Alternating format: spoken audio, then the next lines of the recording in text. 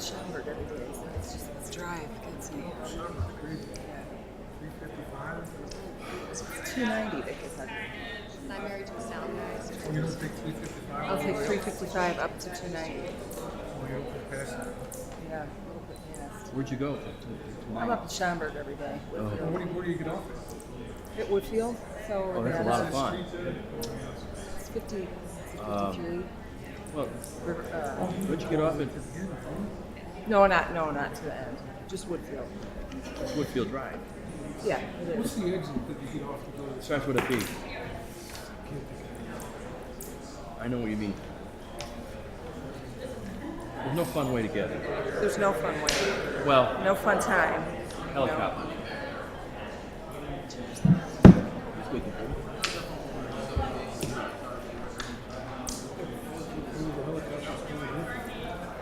Well, I'm all I can't pick discombobulated now. You work on the road. you build it there.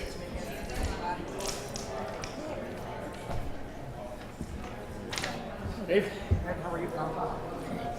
Hey, Nick. Nick. How are you? Paul, how are you, Laura? Keep fit. How are you guys?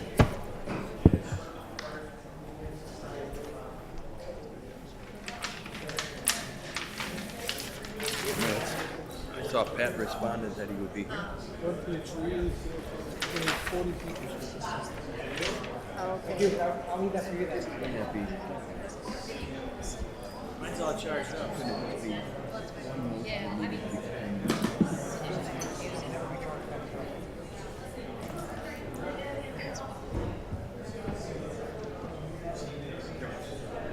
Hey Pat, how are you?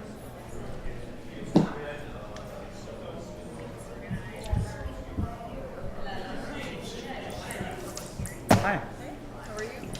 Good. Sure. That's a lot of stuff to read. Sure. Sure. Please.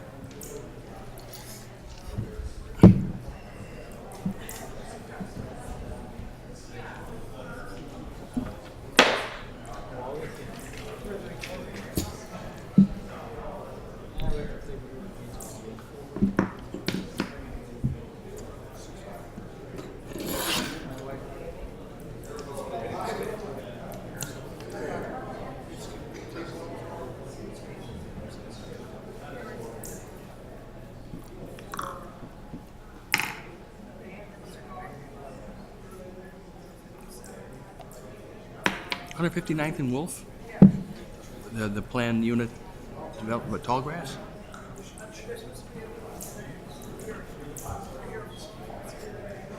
Oh. Well, this is a plan commission. We have a few items on our agenda. We're going to be talking about a subdivision on 159th and Wolf, but that's already passed it's already received preliminary engineering approval. Not 157. You're talking about a piece of land on 157th now. Yeah, just purchase. No. This is the plan commission. That's it. 159th and Wolf. 159th and Wolf. Yeah. Yeah. This is the plan commission. We get our recommendations from the village planning and development department. It comes to the plan commission, and we further it on to the board, to the village trustees for final approval. And so we don't have the authority to approve anything. Well, you're okay to come to this meeting. You come to this meeting for that, you could. But then what you should also do, you're also, it's an open meeting. It's the next village board meeting. This will be forwarded to the village board.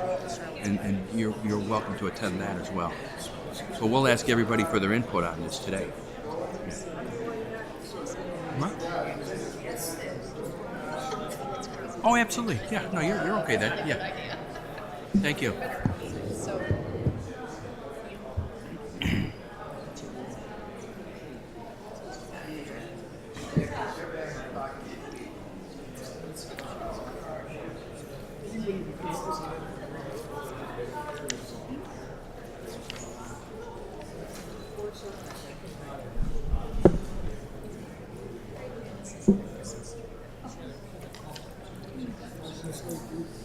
Nope, it's got 10 seconds. Oh. Yes.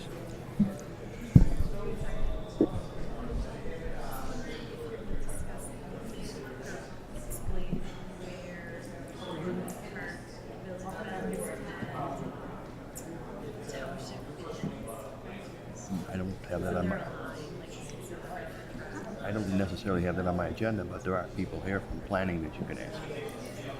Yeah. Good evening, everybody. It's 7 o'clock. Welcome to the May 8th meeting of the Orland Park Planning Commission. Everybody will rise for our Pledge of Allegiance. I pledge allegiance. To the flag of the United States of America, to the republic for which it stands, one nation, under God, indivisible, with liberty and justice for all. Thank you. Thank you.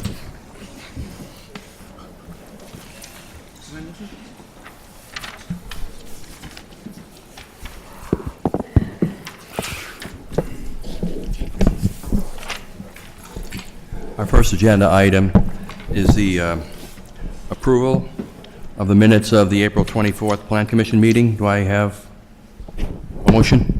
So moved. Second. Second.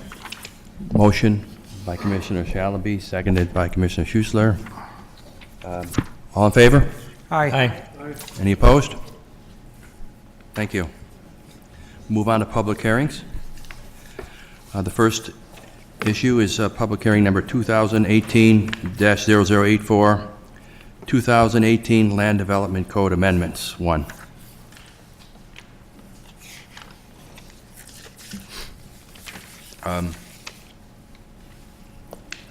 We're going to continue this. I would entertain a motion. I move to continue the 2018 Land Development Code Amendments 1, case number 2018-0084, to the May 22nd, 2018 Plan Commission meeting. Second. Motion made, seconded by Commissioner Shalaby. All in favor? Aye. Nobody opposed. Moving on to item 2017-0836, Aldi expansion. We have a presentation from staff. We do. Thank you, Chairman. The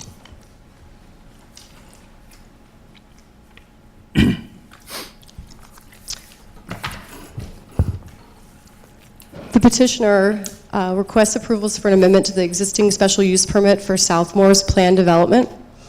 Also approvals for site plan, elevations, and landscape plan in order to construct, operate, and maintain a 2,297 square foot expansion to the existing Aldi grocery store and to reconfigure the associated parking lot just north of the grocery store. The address of the site is 13145 LaGrange Road. The size of the property is 1.962 acres, roughly 85,464 square feet. The comp plan designates this area in the Sandburg Planning District as neighborhood mixed use, which can be classified by a mix of commercial uses and other mixed uses on a small scale that serves neighboring residential areas. The zoning of this property is BIZ, General Business District. There's no rezoning requested as related to this petition. The land use on this parcel is commercial retail establishments between 5,000 and 50,000 square feet. The mobility to the site is accessed from LaGrange Road to the west. That's an IDOT road, major arterial. To the north, 131st Street, that's a village road. And then they can also be accessed to the south by a private drive, Southmore Drive. That's within the planned development. There are no modifications as related to this petition. The petition process, we're in process, so they petitioned, planning review has been completed. We're in the middle of due process. They will complete all agreements and plan approvals post-public hearing process, all authorizations and building permits, construction inspections, and then project closeout. This is the map in the comprehensive plan that shows the planning district, is the Sandburg Planning District. You can also see, it's this pink area up here at the corner. We have 131st Street and LaGrange Road to the west. Aldi kind of sits in the center of this commercial plan development. The Southmore Commons commercial development is just one piece of a much larger PUD known as the Southmore Plan Development. This is just the close-up aerial showing the zoning on the property. So the Southmore Commons entirety is all in biz. You can see the areas to the east, which is a mix of residential uses that were approved through that original plan development. These are condominium lots that were never actually redeveloped yet. This is all single family, and then over here are duplexes. And then to the west is Sandburg. To the north is Palos Park, not in Orland. This shows the overall approved plan from 2002. This is the plan development which we are requesting the special use amendment to. This is the overall area with the golf course and the conference center that was existing, all the residential condominiums, and then you see the Aldi sitting over here at the corner in the middle of the Southmore Commons. In 2006 was when the site plan was approved for the Southmore Commons. You can see right here is where the Aldi site sits. This is north facing this way. LaGrange runs along this the bottom section of the site plan. Since this original approval in 2006, there has been some change to the plan through a few other special use amendments. Like when Boda Beef came through, they changed their site plan moderately to accommodate a different use. They reduced the size of the building. They added a little bit more parking. Obviously, they have a drive-through, which wasn't a part of the original approved plan.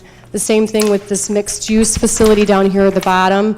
The size of that building has changed slightly, only a little smaller. There's no drive-through, and there's also some parking along the front of that building as well.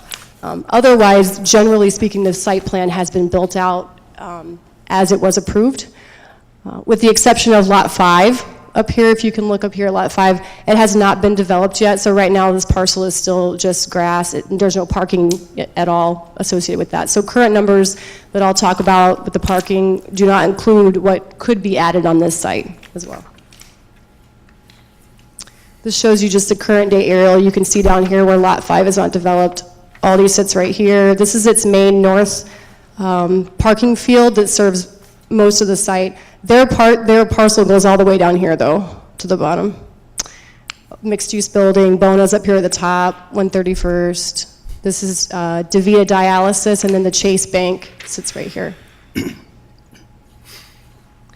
I just wanted to include the survey on this one just to show you guys the existing conditions of this, because the addition is actually going to be right down here to the south of the building, and it will actually blow out all 14 of these spaces.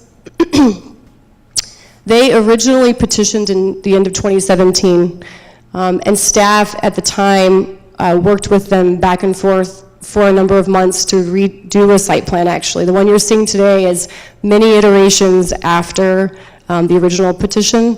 They have reorganized the north parking field to accommodate those 14 spaces, and they've done it through a number of ways, and I'll show you that in the site plan. So here's their proposed site plan.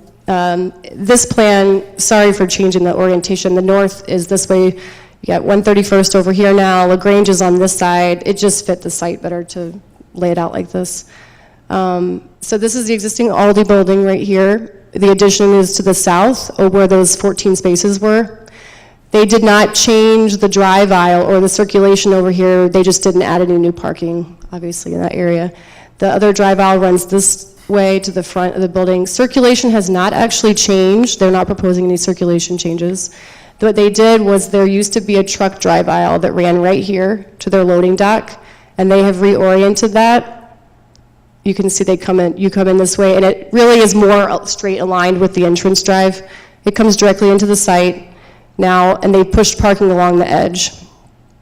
From a setback standpoint, setbacks were approved as part of the overall PUD for the special use amendment to the Southmore Commons. So it would have been looked at from the overall Commons site plan. The only setback that would apply on this site plan would be this, what's considered would have been the rear setback, which is a 30-foot building setback, and they are maintaining that. They are not actually bringing this building edge towards that setback at all.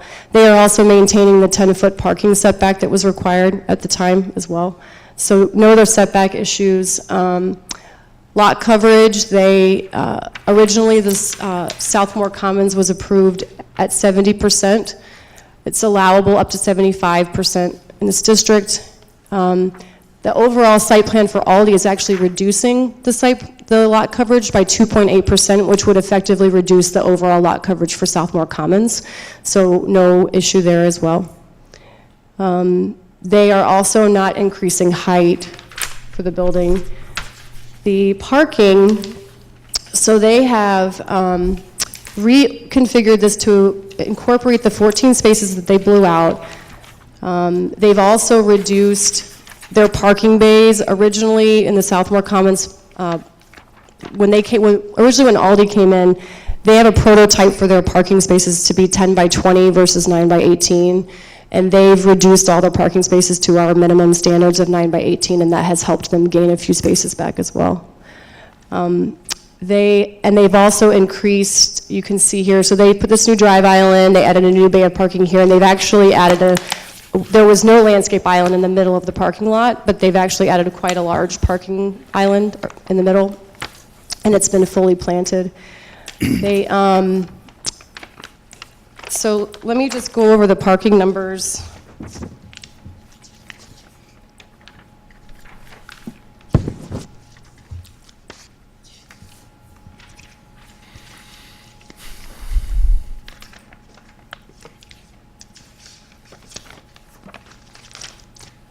So to quickly go over it, the original Southmore Commons PUD special amendment was approved for 301 parking spaces for the entire parking development. For the entire development. We looked at this, this entire PUD that was looked at together in order to, they actually have a shared parking agreement, and we approved them for a reduction of up to 47 spaces from what was required at the time. But that actually doesn't even matter today because what's on site, they've built 281, and based on the land uses that are on site, even if Lot 5 was built out, they only need 268 spaces, which would not even require any reduction by the village staff. Aldi, even with the expansion, is actually parking their entire required parking on their site by themselves. And overall parking numbers are met.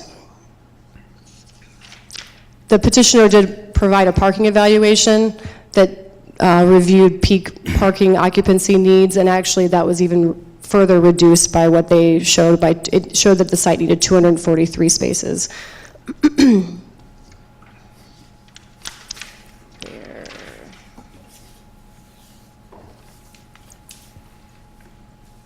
So the elevations are pretty straightforward. There are minimal changes to all of the elevations except the south elevation. They're doing a few things like painting and adding a bumper to the truck loading dock to kind of spruce up the building. But on the south elevation, it's just a brand new elevation. It's actually designed to match the exact existing elevation that's out there right now on the site. They originally came in and did not have those trellises that were planted at original board approval, and we asked them to add them back, and they did. And they're actually going to be planting the entire site again with plants because all those trellis plants have died over the years, so they're going to replant those. But you'll see they've got the same articulation that they had on the previous facades with the clerestory windows, and it's all brick and accents of split face concrete CMU. This is the landscape plan, and there's obviously more landscaping out here than what you're seeing. This is just what they're proposing to add. So the staff did request that they bring the board-approved plan back up to code, replace things that have died since board approval and since they first initially installed. So any trees that have died over the last few years, they're actually replacing those as part of this project.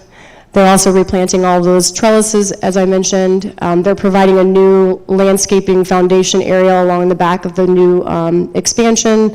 And then this landscape island has been completely landscaped, and there's trees provided per the code as well.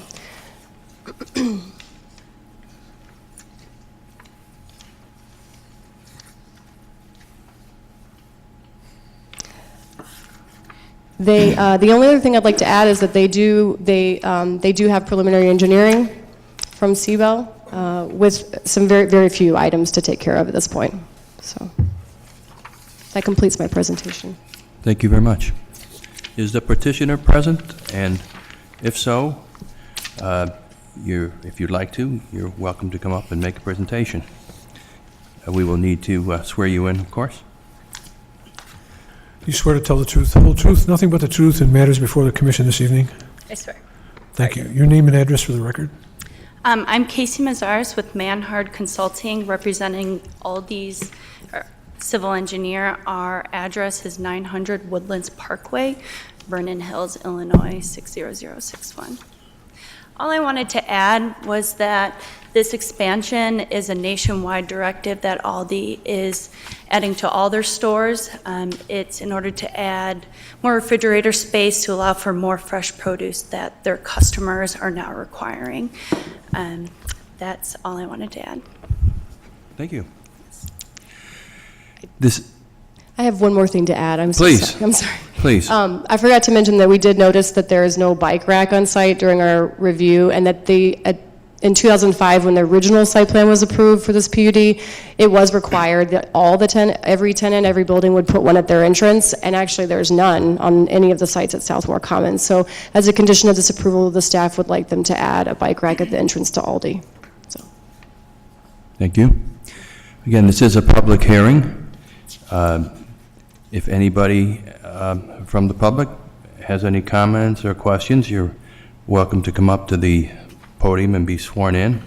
I know we have quite a few people. I don't know if we're all here for the same thing, but I would ask when we do call you folks up that if you have the same point or question that somebody before you had already done, then we wouldn't want to be redundant if it was asked and answered. And before we go on, I should have said this earlier, but just in case, if anybody has a cell phone, please turn it off. Spare you the embarrassment. So do we have anybody from the public that would like to speak on this? Sir, would you step up? Yes, sir. You need to be sworn in. Oh.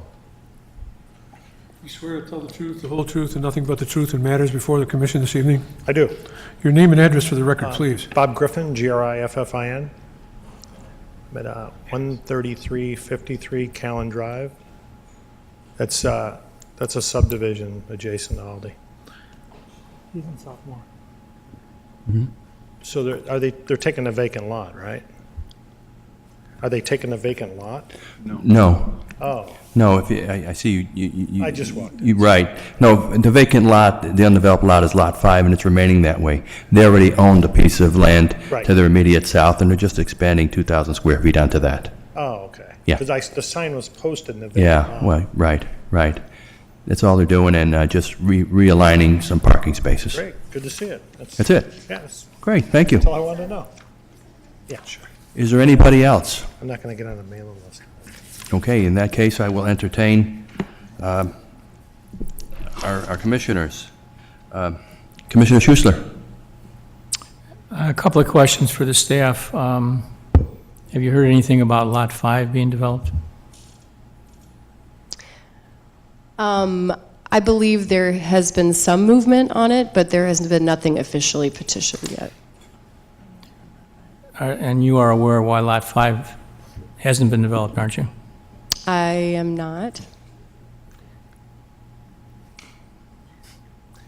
All right, I'll tell you. When I was on the village board, there was a lot of controversy regarding the shopping center, and there were concerns about the parking. So there is a stipulation in the agreement, if you go back and look, that says Lot 5 cannot be developed until all the other lots in the center are developed and the village board is satisfied that there will not be a parking problem. So probably you'll have to wait until after all the addition gets built and you do a parking survey before you can approve anything on Lot 5. The other thing that has come up over the years is there was a lot of unhappiness with the shopping center because the original developer did not always do what was promised or did just the minimum, did minimal landscaping, things died, didn't replace them. And in fact, the multi-tenant building, the architecture leaves a little bit to be desired, and there was not much landscaping that was put in, and that ended up in foreclosure. So my question is Aldi does Aldi own its own site, its own building? Yes. So we're dealing just with Aldi and nothing regarding the rest of the center? Yes. Okay. I have no further questions, Mr. Chairman. Thank you. Commissioner Shalaby. Thank you, Mr. Chairman. My questions were in line with Commissioner Schussler's questions that were answered by Ms. King, so I thank you. I do believe that the residents of Orland Park enjoy the benefit that Aldi brings, and that at this pivotal time in the retail world, it's nice to see a prominent retailer expanding. So I wish them the best with their expansion. Thank you, Mr. Thank you. Chairman. Commissioner Zamparelli. No, I'm happy to see the bike rack. I noticed they don't have that there, and I'm glad to see they're sprucing up the parking lot a little bit. I thought the trees and the landscaping, a lot of it has died over the years. So other than that, I'm very happy to see it. Commissioner Murphy. I concur with my fellow commissioners in this climate, this retail climate that we have. It's great to see, an expansion and a freshen, and I wish you luck on this project. Thank you. Commissioner Alban. For petition number 2017-08636, all the expansion, I have no problem with it. I hope it moves forward. Thank you. Thank you. And I have no further comments myself. I would entertain a motion. Mr. Chairman, Commissioner Schussler. move to accept the findings of fact of this Plan Commission, findings of fact set forth in the staff report dated May 8th, 2018. And I move to recommend to the Village Board of Trustees to approve the preliminary site plan titled Site Dimensional and Paving Plan Sheet 4 prepared by Manhart Construction dated May 8th, 2018, subject to the following conditions. Number 1, provide a bike rack at the entrance to the Aldi building. 2, meet all final engineering and building code requirements. 3, screen all mechanical equipment either at grade or at rooftop with landscaping or parapets respectively. Second.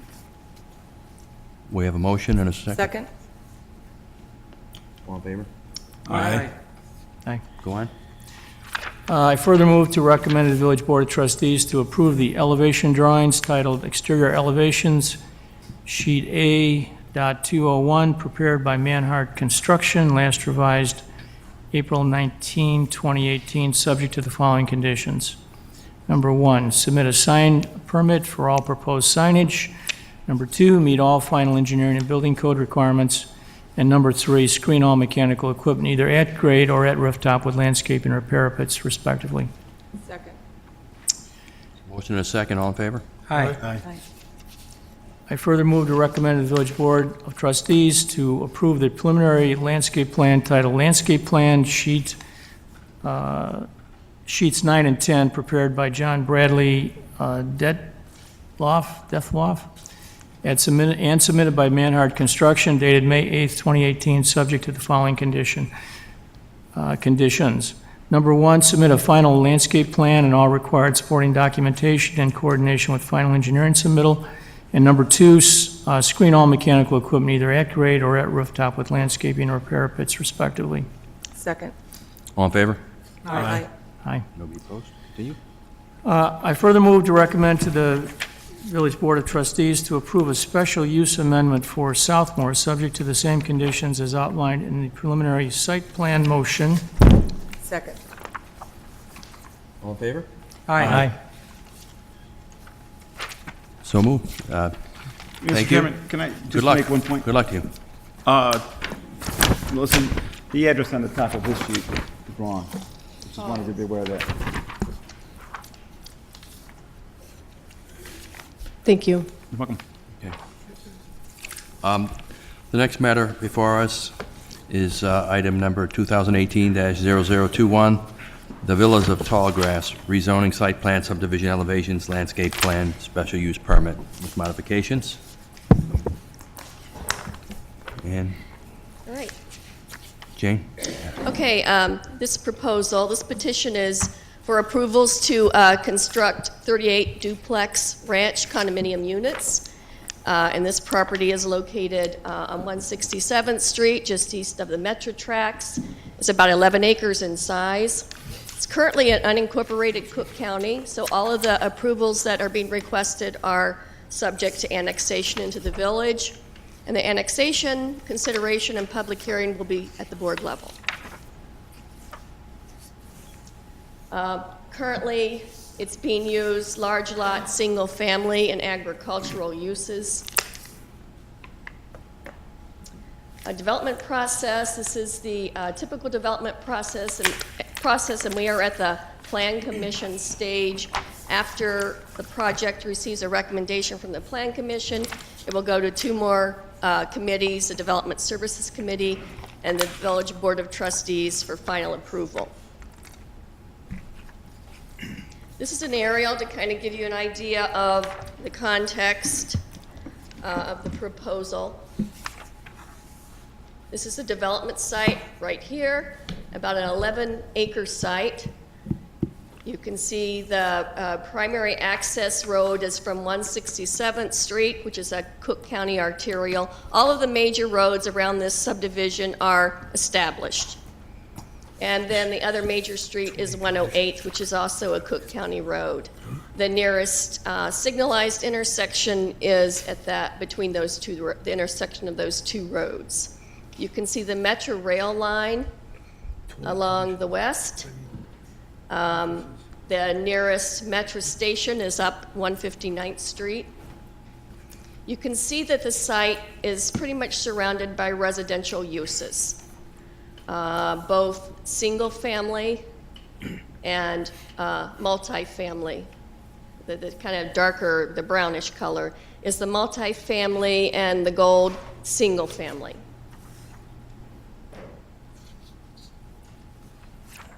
Bird's eye, to help you get a little oriented a little better. You can see the site, you can see the agricultural use, you can see the trees that exist on the site. There were quite a few challenges with this site that had to be accommodated. A little bit of wetland on the site that is going to be mitigated. There's a house right up here where most of the trees are that will be removed.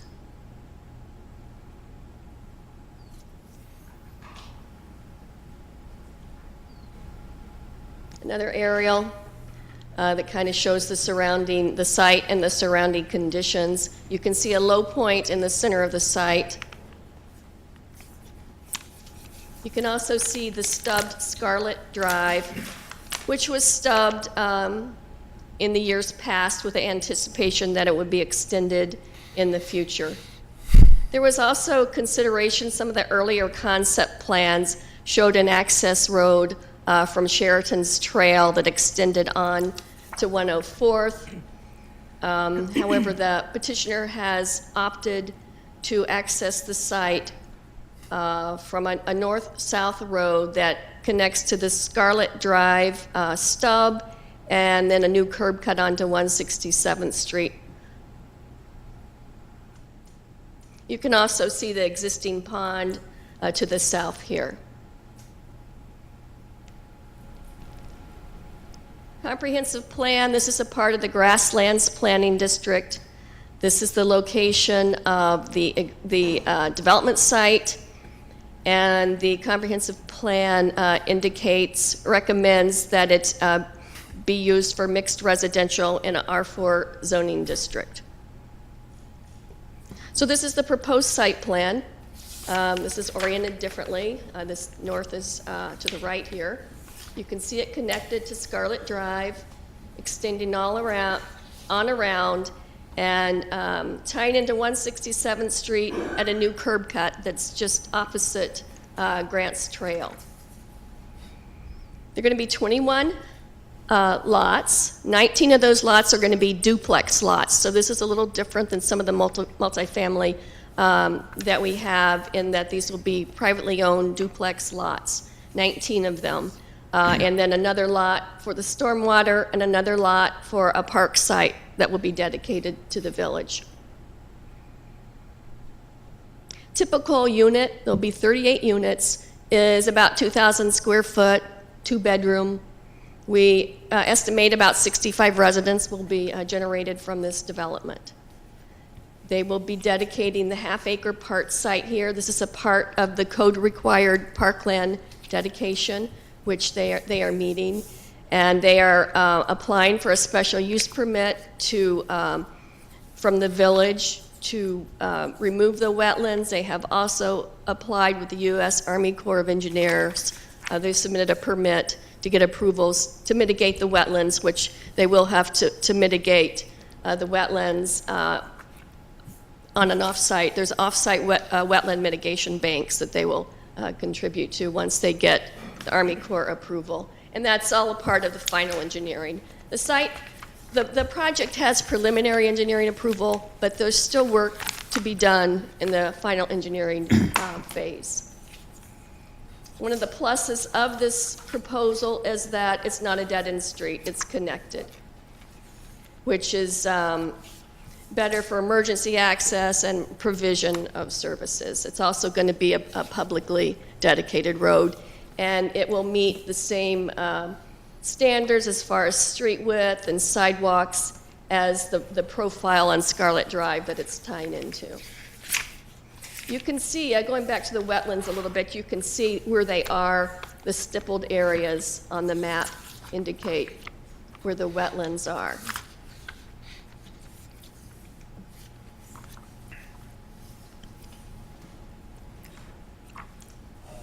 Engineering plan, this shows you where the detention pond will be along the railroad tracks, and also the general drainage patterns for the site.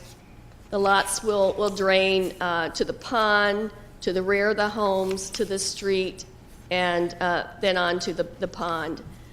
There's an existing pond. These two ponds will be interconnected, although this pond, lot 21, the new pond will accommodate the stormwater from the new development. Something else to note on this site plan is that there will be individual driveways to each unit. Along 167th Street, the petitioner will install an 8-foot wide asphalt path from the eastern property line to the sidewalk that goes into the park.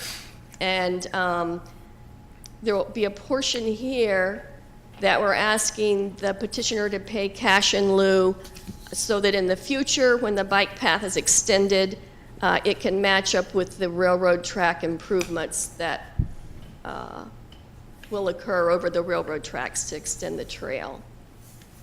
This is kind of give you an idea.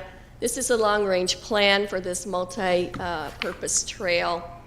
There's portions of it there, some of it's sidewalk, but the long-range plan is a cohesive asphalt trail that will go from, this is the villa's grasslands, addition to grasslands that's currently under construction by Marf Construction, and the path will extend all along 167th so that it can tie up with the new trail system of the park district there at the Grasslands Forest Preserve District.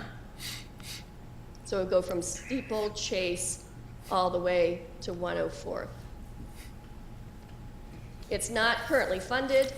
The village is, however, actively seeking grants. So we hope that won't be too far in the future. But that will serve this new development. You can see it right represented here with the red star. The landscape plan, because of the regrading, most of the existing trees on the site will be removed. However, the petitioner will be required to completely re-landscape the site to current land development code standards. They will preserve some trees along the railroad tracks and along the eastern side of the site, and then infill with new plant material. There will be landscape buffer all along the property lines, special landscape enhancements along 167th Street.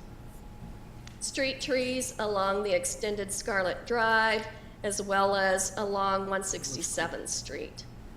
The new pond will be naturalized plantings with native plant material. What's your thought on this? And these privately owned lots, the landscaping will be like with a single-family home. It's going to be privately owned and maintained, but the petitioner, the developer, is providing foundation plantings for the units. The elevations, if you have seen the new buildings up at the addition to Grasslands, the Marth development further west of this site, they're very similar to those.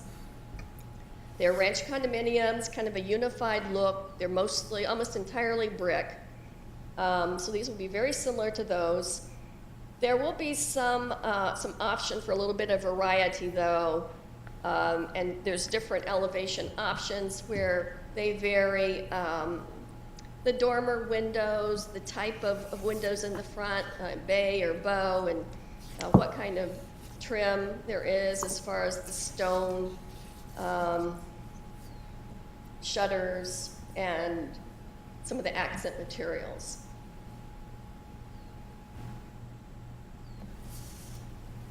This is the front elevation. They're offering some subtle color choices, nothing too shocking, but some subtle choices as far as the roof color, the brick color, the trim color, and you can see some of the feature variation as well.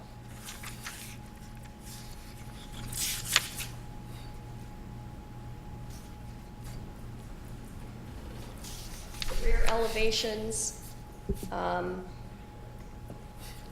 These are also all brick.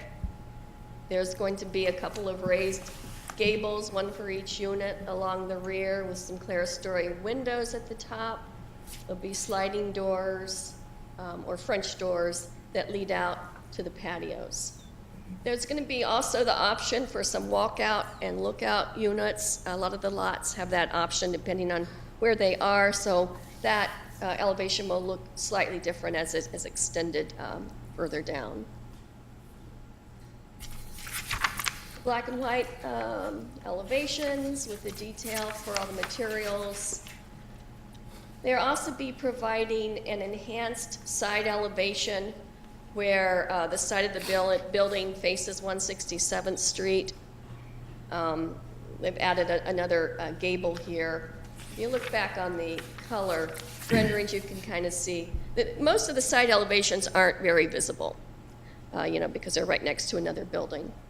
But in the case where it does face 167th Street, they have provided some enhancements. This is the park that they have agreed to develop to dedicate the land to the village as the code requires for a park. And they've also agreed to install the equipment for the park. So this is a rendering to what they're going to provide. It's going to include a picnic shelter with tables and benches, trash cans, and an exercise, 5-station exercise equipment. It's going to be geared to an adult population. Most of our parks are geared to children, but the target audience for this product is mostly older, and the park is intended to appeal to those residents, but it'll be a public park, so it'll be open to surrounding residents as well. And also will provide a nice resting spot once the bike path is completed. You can stop off on your way, take a rest. It's also a sidewalk that goes over to the pond, a pond overlook area. In this case, the village code requires tree mitigation, and there's not room on site to accommodate all of the trees, so some of that tree mitigation money will be applied to the park equipment to help finance that, as well as the code required park cash, which everybody contributes to for equipment. That will be applied to this park development as well. So the approvals required, as I mentioned, these are all subject to annexation into the village. They're requesting a rezoning to the R4 residential district.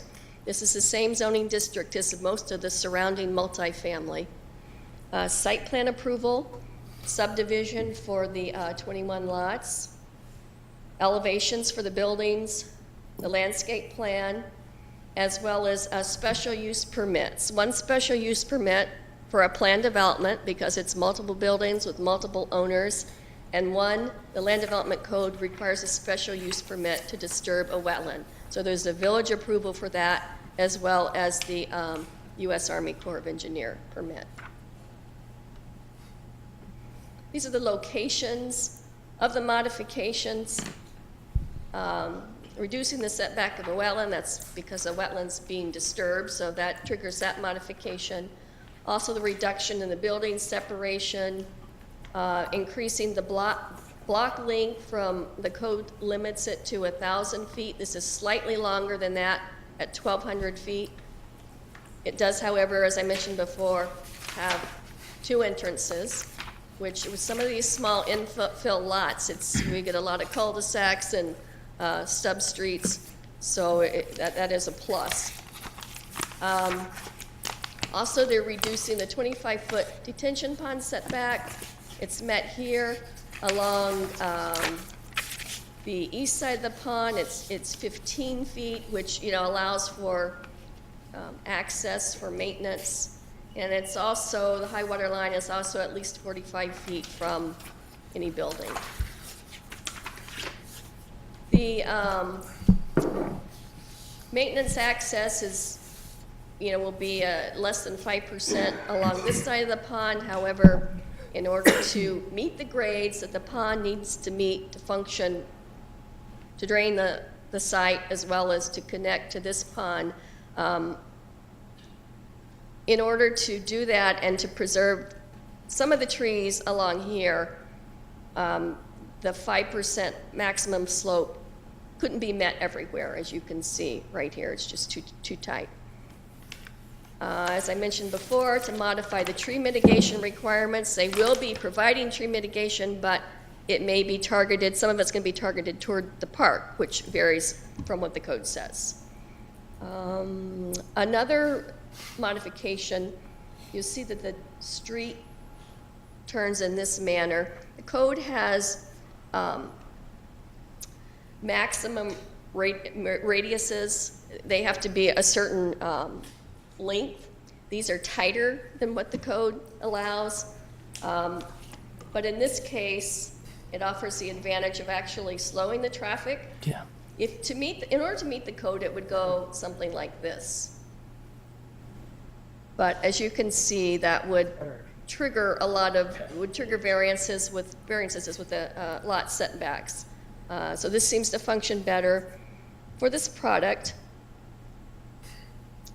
And lastly, to allow for cash in lieu to be paid instead of the installation of this stretch of the multi-purpose trail. And they are providing some incremental improvements that are above and beyond code requirements. The construction of park improvements is something that we've been trying to achieve more recently as the village struggles to provide park equipment for its neighborhoods.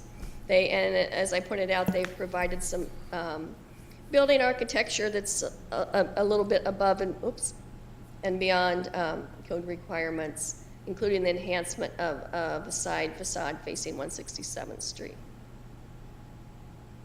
And that concludes staff presentation.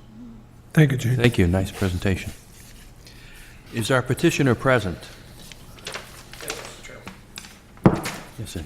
If you'd be so kind, sir. Sure. Do you swear to tell the truth? All the guys that are going to speak will have to be, we'll swear If you you're in one gonna, time. you're all going to have to be sworn in, so you might as well do it now. Gentlemen, do you swear to tell the truth, whole truth, nothing but the truth, and matters before the commission this evening? I do. Thanks, guys. As you speak, name and address for the record. Thank you. Matthew Klein, 324 West Burlington, LaGrange. I'm the attorney for Marth Construction, the developer of the project. As you know, they've developed several projects and properties within the village, and Jim was telling me how long he and I have been coming to the village for various things and it's been quite a while, about 30-some years.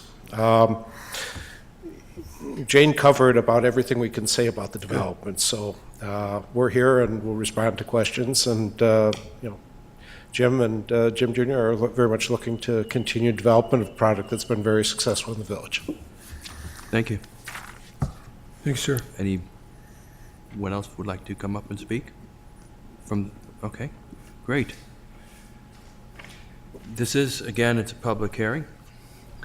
If there's anyone in the audience that would like to come up and comment, you have to come up and be sworn in, of course. And again, I would remind you, it seems like there's quite a few people, so if your subject has already been covered, we prefer that it's already been covered. And, you need to be sworn in, please. Hi, I'm Carol Christie. Right. I can't believe you till I swear you in. Do you swear to tell the truth, the whole truth, and nothing but the truth and matters before the commission? I do. I do. Thank you very much. Your name and address for the record.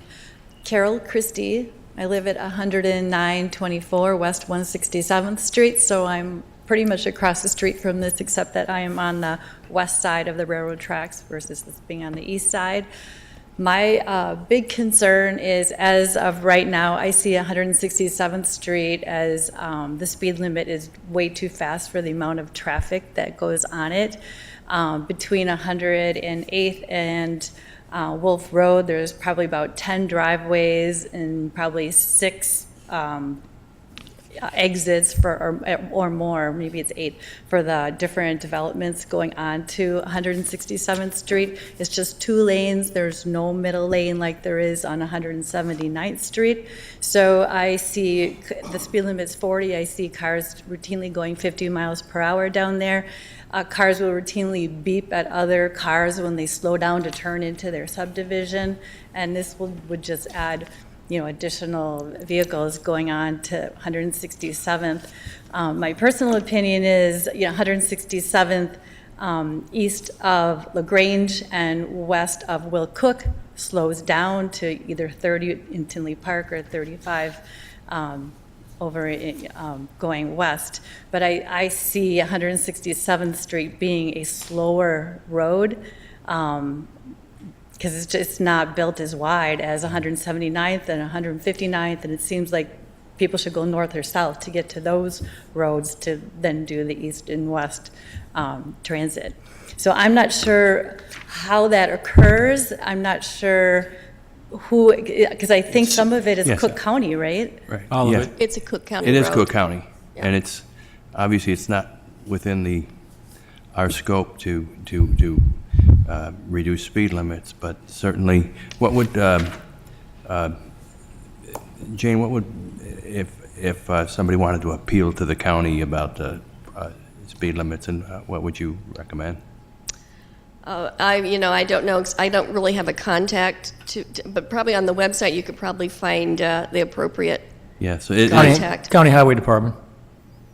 Yes. Now, there's one other thing that can be done. This commission can recommend to the village board that the village request a reduction of the speed limit on 167th. That would be bolstered by residents also requesting that, but it's entirely up to the county. It's a county road. The county sets the speed limit. But we can certainly request that, and you can request that also. It would follow with your long-term plan of that path, just in a very residential area there, to not have Understood. it be a highway. Yes. So There's also a hill when you approach Wolf Road. I know. It's That's another crazy. issue. There, you have to slow down very quickly I see to a lot of to get accidents. to Wolf Road at the at the bottom of the hill. Yeah. So when we get to the motion at the end here, I think I will recommend that we ask the village board to look into reducing the speed limit. That's over and above anything we can do with regard to the layout and other stuff. Right, it's aside. And it will be entirely up to the county, but we can certainly suggest to the village board that they ask for that. And then who do you suggest I contact? Cook County Highway Department Cook has County jurisdiction Highway over that road. Okay, thank you. Cannot do.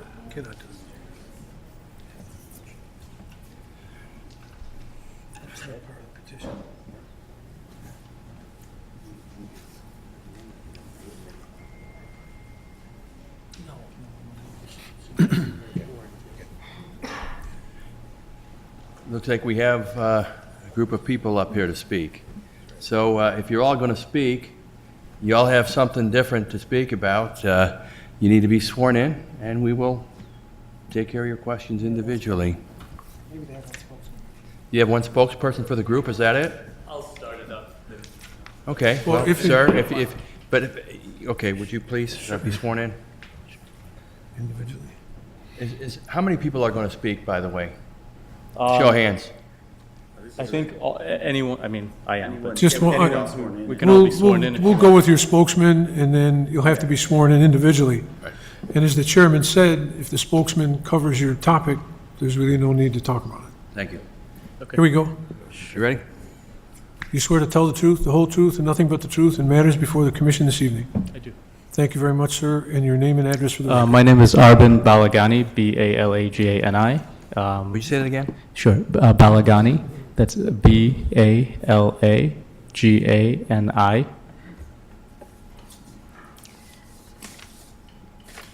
Yes, And sir. my address is 10921 Scarlet Drive. Yes, sir. So I'm speaking in behalf of my fellow residents who currently make up the neighborhood of Fawn Creek and Fawn Ridge and Sterling Ridge, which are the homes that are going to be pretty much impacted by this new development coming into our backyard. We have a petition here to cease rezoning and construction of the villas of Tallgrass, and I have a number of concerns that I'll go through. This, to my best of my knowledge, has been signed by pretty much everyone along Scarlet Drive, along Sheridan's Trail, and Warwick, which are all the surrounding neighborhoods there, barring one that I know of, which is actually the home of the village manager. But other than that, these are serious concerns that we have to this new construction. I don't know if you like this, but this is... I would leave it with staff. Sure. And, If you want to summarize. yeah, would you the tell us point. generally what your petition So- is Sure, and has to so say? our petition is in regards to, one is the traffic congestion that we're going to have along our streets.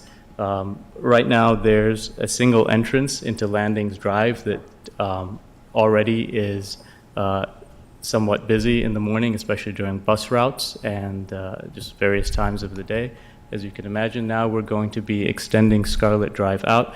You're adding another 38 homes and potentially 70 plus cars during different times of the day at multiple times of the day that are going to be coming through, not only out to 167th, but out to Landings Drive directly through our neighborhood through a single entryway, which would just add a tremendous amount of congestion to an already congested outlet. The proposal of these 38 units just seems way too many. Currently, we have a very quiet neighborhood where, due to the way that the construction is set up, where the roads do dead end there, it becomes since we are unfortunately void of a playground, it becomes a playground for many of our children, many of whom are young school ages and also teenagers in the area. We can see them all the time on the streets. They're playing. The only people that go down these streets are basically the 20 homes on this side and the less than 20 homes on the other side that live there, and it's our children playing there, and those are the only cars that typically go down that way. Extending out Scarlet Drive is now going to add potentially, like I said, 38 homes with maybe 70 plus cars. That's going to add to the traffic and all of a sudden changes the whole dynamic and safety to our children in that area. The current aesthetics of the homes that back up onto that lot are surrounded by a tree line, a pretty deep tree line actually, which you can't really tell as well on this aerial photo, but it's quite a deep tree line. The aesthetics to the community that's there now is going to be completely destroyed, where we're now forced to look onto people's backyards. The proposal to knock down that tree line is not fair to us. and doesn't take into account the current neighborhood view. You're putting in 38 homes. I mean, that's a lot of streets, a lot of asphalt, a lot of driveways, a lot of walls. And so that becomes our view now, is walls and driveways, and too many of them. Yeah. In terms of number of unit homes, the limitation is 6 per acre, and this is actually below that. It's coming in at 5.8 per acre. Okay. You know, the other thing is that you're impacting the wetlands that are there. The current residents in that area, we all know that even the slightest rain causes a great deal of water retention in that area. The homes that are there already, you know, there are homes that suffer from their sump pumps, even on non-rainy days, going off continuously. Adding more space in that area, we find that it's going to, you know, when the current residents can't get good water mitigation efforts in their basements, it's hard to believe that whatever engineering is done, that you're going to take these wetlands and make it where there's no problem to the basements that currently exist. Not to mention the wildlife that you're disrupting. I mean, there's an extensive amount of wildlife out that way. I mean, it is, after all, it's grasslands and wetlands. It's, you know, there's snakes, rodents, and everything in between. All of these animals are going to find places to go to, which likely will end up in our backyards and in our basements. Well, you may recall they do have to work with the Army Corps of Engineers to mitigate the replacement, for approval, to mitigate that wetland displacement. Yeah, and that's a big concern of ours, is that that is properly done. Understood. You know, it seems to us that you're circumventing some of your own zoning and code requirements to make this villa project happen.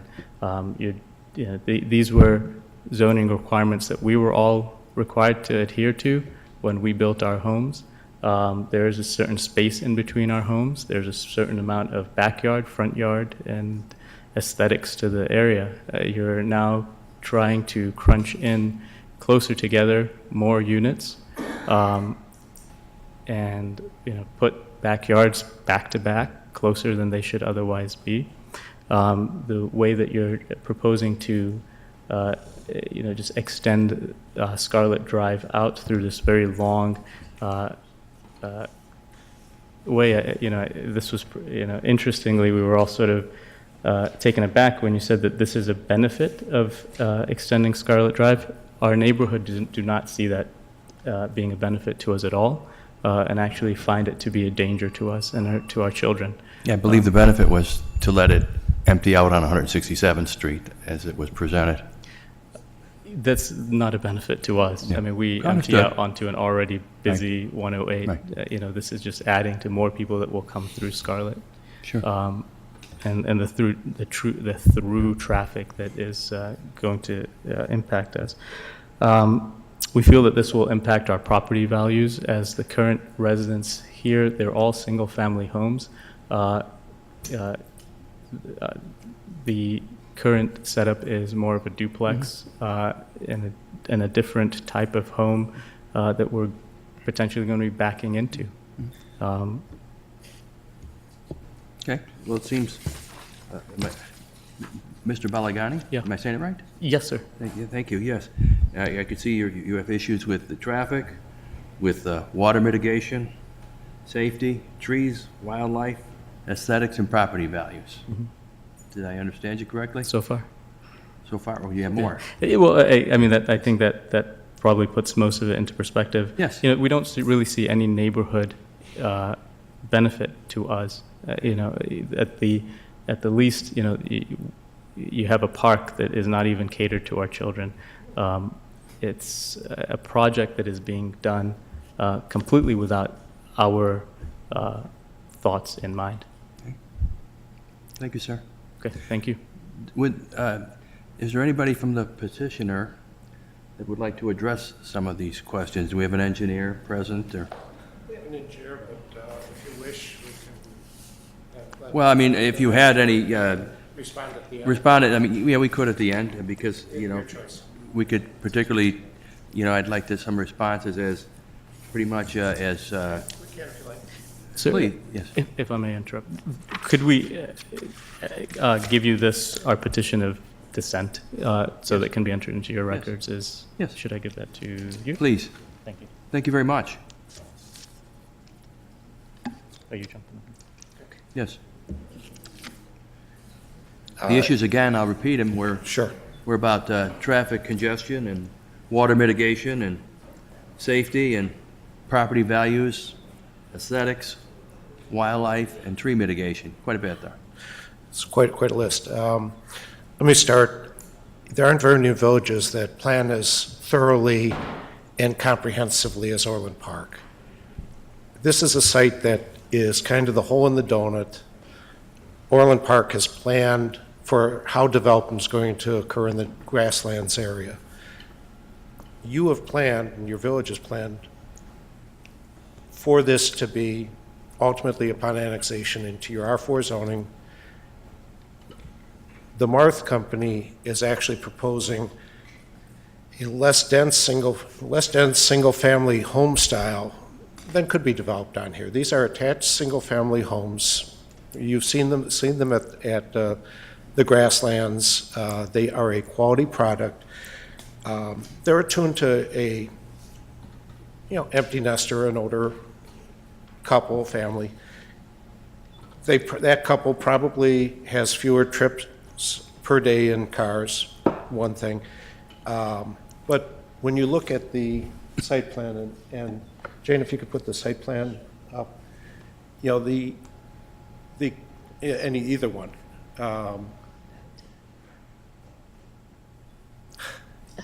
Do it here.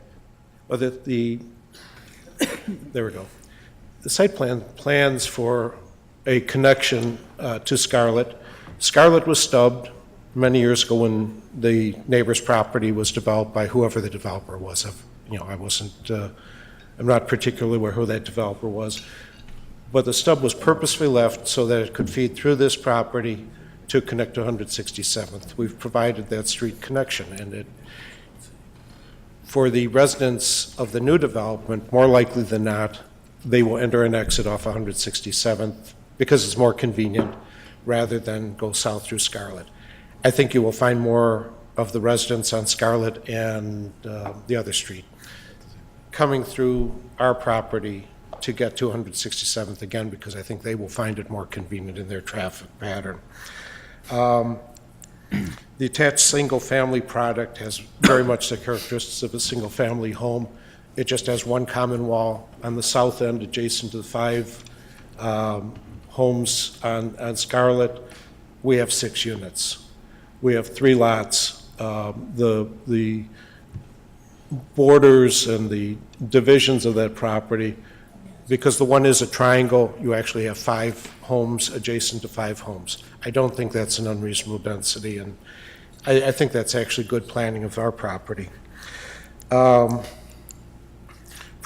playground we've provided, our design is attuned to the needs of who we expect the residents of our property. I'm sure Jim would be happy to put a swing set in or other playground equipment that would meet with younger residents of the village, if that's your desire and the village board's desire, and work with the neighbors. There's a pot of money there that's designed for park improvement and park equipment, and I'm sure Jim's flexible on what equipment gets provided. The tree line on the east particularly, some of those trees have to be removed for the mass grading of the property, but the tree line on the property line and will remain as much as is possible, and that's taken care of in the landscape plan, as Jane indicated. And can they see the landscape? Yeah. Sure.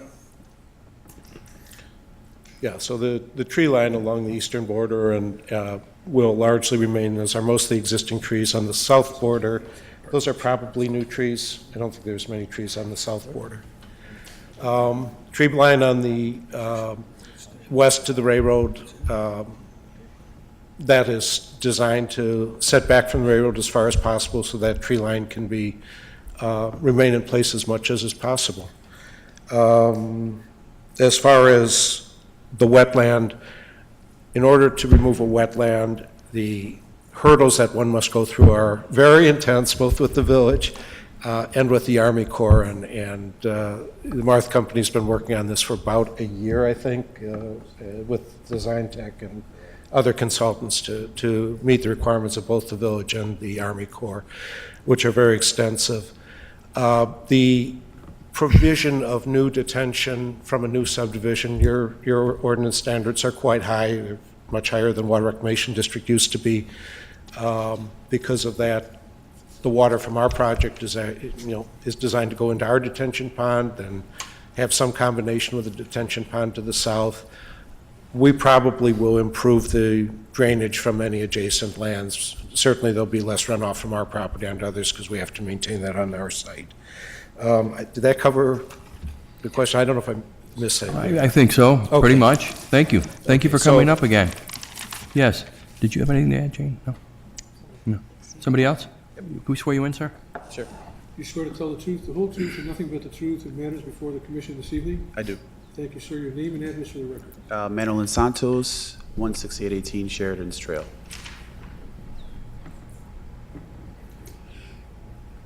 So going back to the previous diagram where it shows that the traffic is going to go through from Scarlet all the way to 167th. Right now, Yes. that's closed off. Right now? So it's closed off right Yes. now. We have individuals that are trying to cut through when there's traffic on 108th because it backs up. They try to go to 167th and they'll try to go through Sheridan's Trail. They're flying through our streets going 30, 40 miles per hour, okay? They can't go anywhere. It's cut off. They have to make a U-turn and leave. That's occurring right now. That's occurred right now on Sheridan's Trail. So they're coming up and they're So now hitting they're this. going to be able to do that. So it used to be when I first moved in 10 years ago, I'd probably see about 20, 30 cars. Mhm. Now it happens maybe once a week. Mhm. Now that this is going to, basically open up the street again, or not again, it's going to open up the street to 167th, that's going to start happening all over again. So that issue is mitigated. Now we're going to have our kids put in safety issues because there's going to be people cutting through, going 30 miles per hour to try to get to the other side of 167th. That's a big concern. I have 3 daughters. They're always playing outside on the street. There's a lot of kids in this community, and I'm talking not, 10, 15, we're talking 30, 40, 50 kids in the community. So that's a huge concern right there. A lot of the stuff that was answered were probabilities. It's probably going to be an older, community. They're not going to, so there's nothing definitive there. That's not a definitive answer. It's a probability. So that's not giving me any assurance. I'm sure there are other residents feel the same way. So, we met as a community throughout, and everybody, as Arvin said, was against the project, and that's why we signed the petition. So I'm not sure if the petition was handed over to you with all the signatures. We have it. You do? Okay. Yes. So I just want to make sure that you guys have that. And in terms of the aesthetics, when I purchased my property, I was one of the first ones on that block to buy the property. I was told it was going to be wetlands. There's not going to be anything built back there. It's going to be used for agriculture. It was not going to be, rezoned or anything like that. Now this is getting rezoned or attempted to be rezoned. I'm losing the aesthetics of my house. When you look in my backyard, you have a beautiful tree line. You have, it's a beautiful space. Now all those trees are going to get taken down. I'm going to be on my deck looking at other townhouses and wall space and not as much greenery, hardly any greenery. So that's affecting me, my house value, and other neighbors as well too. Mm-hmm. So if you see our houses, if you guys actually physically go see our houses in our backyards, you'll fall in love with the way that it looks because of the privacy. I'm very familiar with your area. Okay, good. So that's going to, our value is going to go down. A lot of people buy houses, they're geared to that. They like the privacy. They like the green. They like the natural space. That's why I bought it. So that's been taken away if this project goes through. And I just want to, for the record, I just want to say that I'm opposed to it as well. Appreciate Okay. that. No, I understand it too. Same. I understand. When I first bought my home, we backed up to a beautiful horse farm. And I figured I could enjoy it as long as I could because I knew that wasn't the highest and best use of that land, that it'd eventually be developed. And that's, Yeah, Not many remaining parcels in the village to be we thought developed. eventually would be developed, but. Yeah. This was wetlands. I appreciate your concern, honestly, I do. Sir? Did you want to come up? You swear to tell the truth, the whole truth, and nothing but the truth in matters before the commission this evening? Yes, I do. Your name and address for the record, please. My name is Stephen Bjornstad. I live at 16800 Sheridan's Trail. As you can see, I'm well into my senior citizen years. I can still remember back in school, one of my lessons was you can't fight City Hall, especially when somebody comes in with all of their pictures and diagrams. But you can see our entire neighborhood is here opposing this rezoning and the construction of these cookie cutter type homes. I myself moved here in 2012 after I retired, and I spent many, many months looking for what I thought would be a home. And when I found the home that I live in now, I investigated and did some research and found out that that land out there was zoned not for residential. So I made an investment in my home, a very significant investment, a very expensive home. And I pay expensive taxes. And I really thought that rezoning was something that I could count on, that when something was zoned a particular way, that's the way it was going to be. Not that, as soon as somebody comes along with a plan, zam, boom, the rezoning has changed to, multi-housing, especially with the adjustment of all of these building requirements, distance between the houses and yada, yada, yada. So I just want to be on record of opposing this rezoning, and opposing the building of this many homes on that small piece of property, and feeling that, my investment in this community, I'm really questioning, what good does it do to research and to bend on the laws if they're changed that easily? So that's what I have to say. Well, thank you. Thank you. Before I go to our commissioners, just a general comment. This isn't City Hall. We do have a planning commission, and we do really appreciate it when homeowners come and share their concerns. What we do is we make recommendations to the board. We don't make the final decision on this. And this is why we have these meetings. I appreciate you all attending. I could tell you that, as the petitioner had said, we are very strict in this village with somebody coming in, and these are far from cookie cutter homes. They have a pretty decent price point, and a number of conditions that this petitioner is going to have to meet. But thank you very much, appreciate it. And this will ultimately be decided at a village board meeting, which the next one is the 21st of the month. They're on Mondays. Okay, well, this is the first I heard about this project, really, when I get this letter in the mail, or I had to go and get it at the post office. Yes, okay. So it looks like this has been in the works for quite some time. And like I say, I'm here opposing this rezoning. I'm hoping that this commission considers the people who are already here and not just, people who come along and Thank you. have grandiose plans. Thank you. Thank you. We have another gentleman here?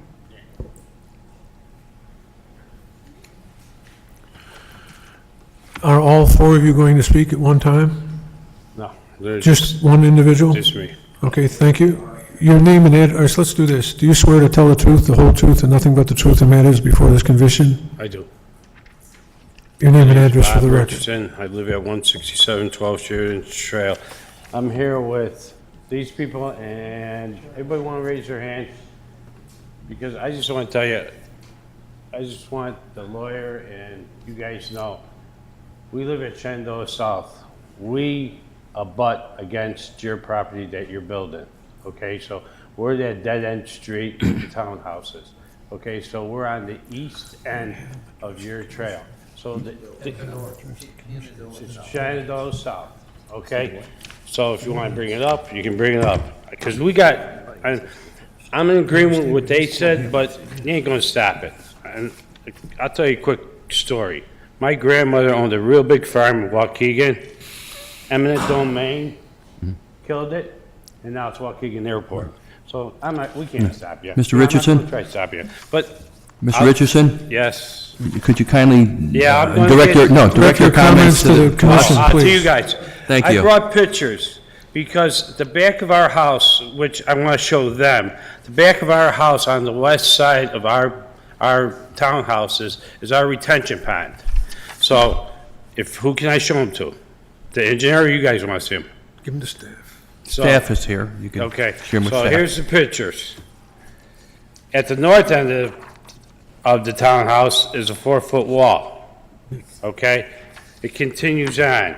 There's 4 drainages.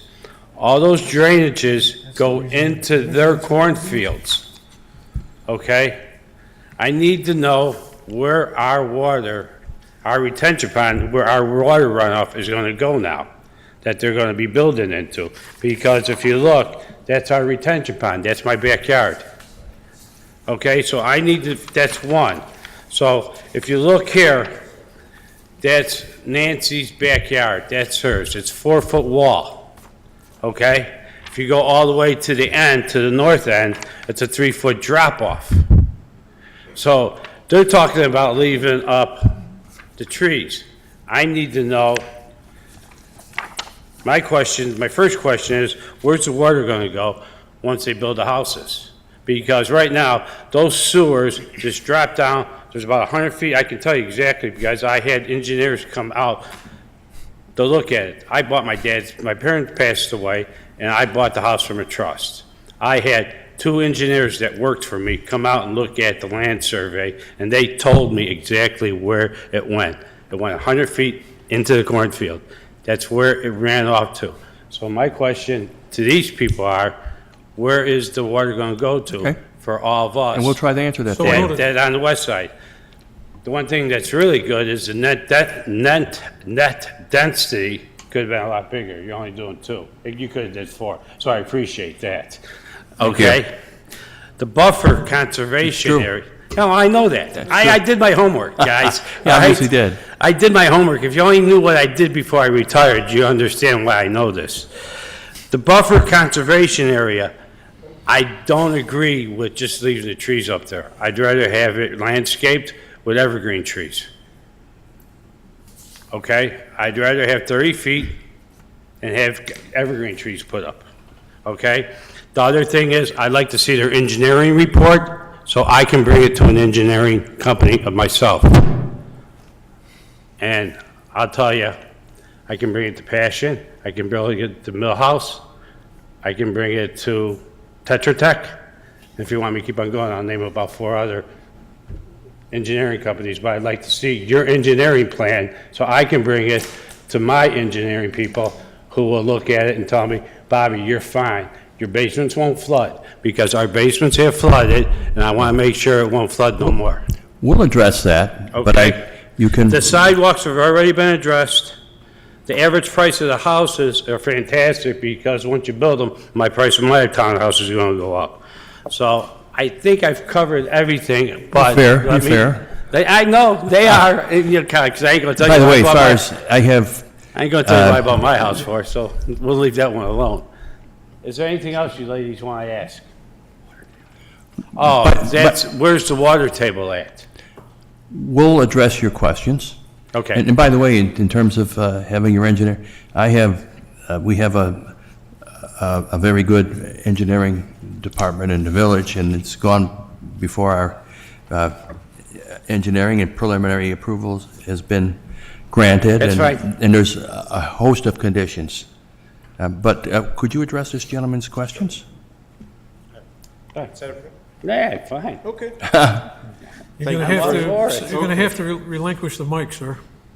Pardon me? You're going to have to Okay. give him the mic. Well, You're going to have to share. If you have copies, okay. You can have them. Yes. That's fine. Yes, leave those with Jason, you want staff if you would. pictures or- Yes. Okay. Yes, sir. As far as the drainage. Yes. The way the drainage works, we have to take all the bypass water that comes from other properties. So the water that he's talking about, if it comes onto the property now, we have to receive that in addition to the water that we have to detain from our own development.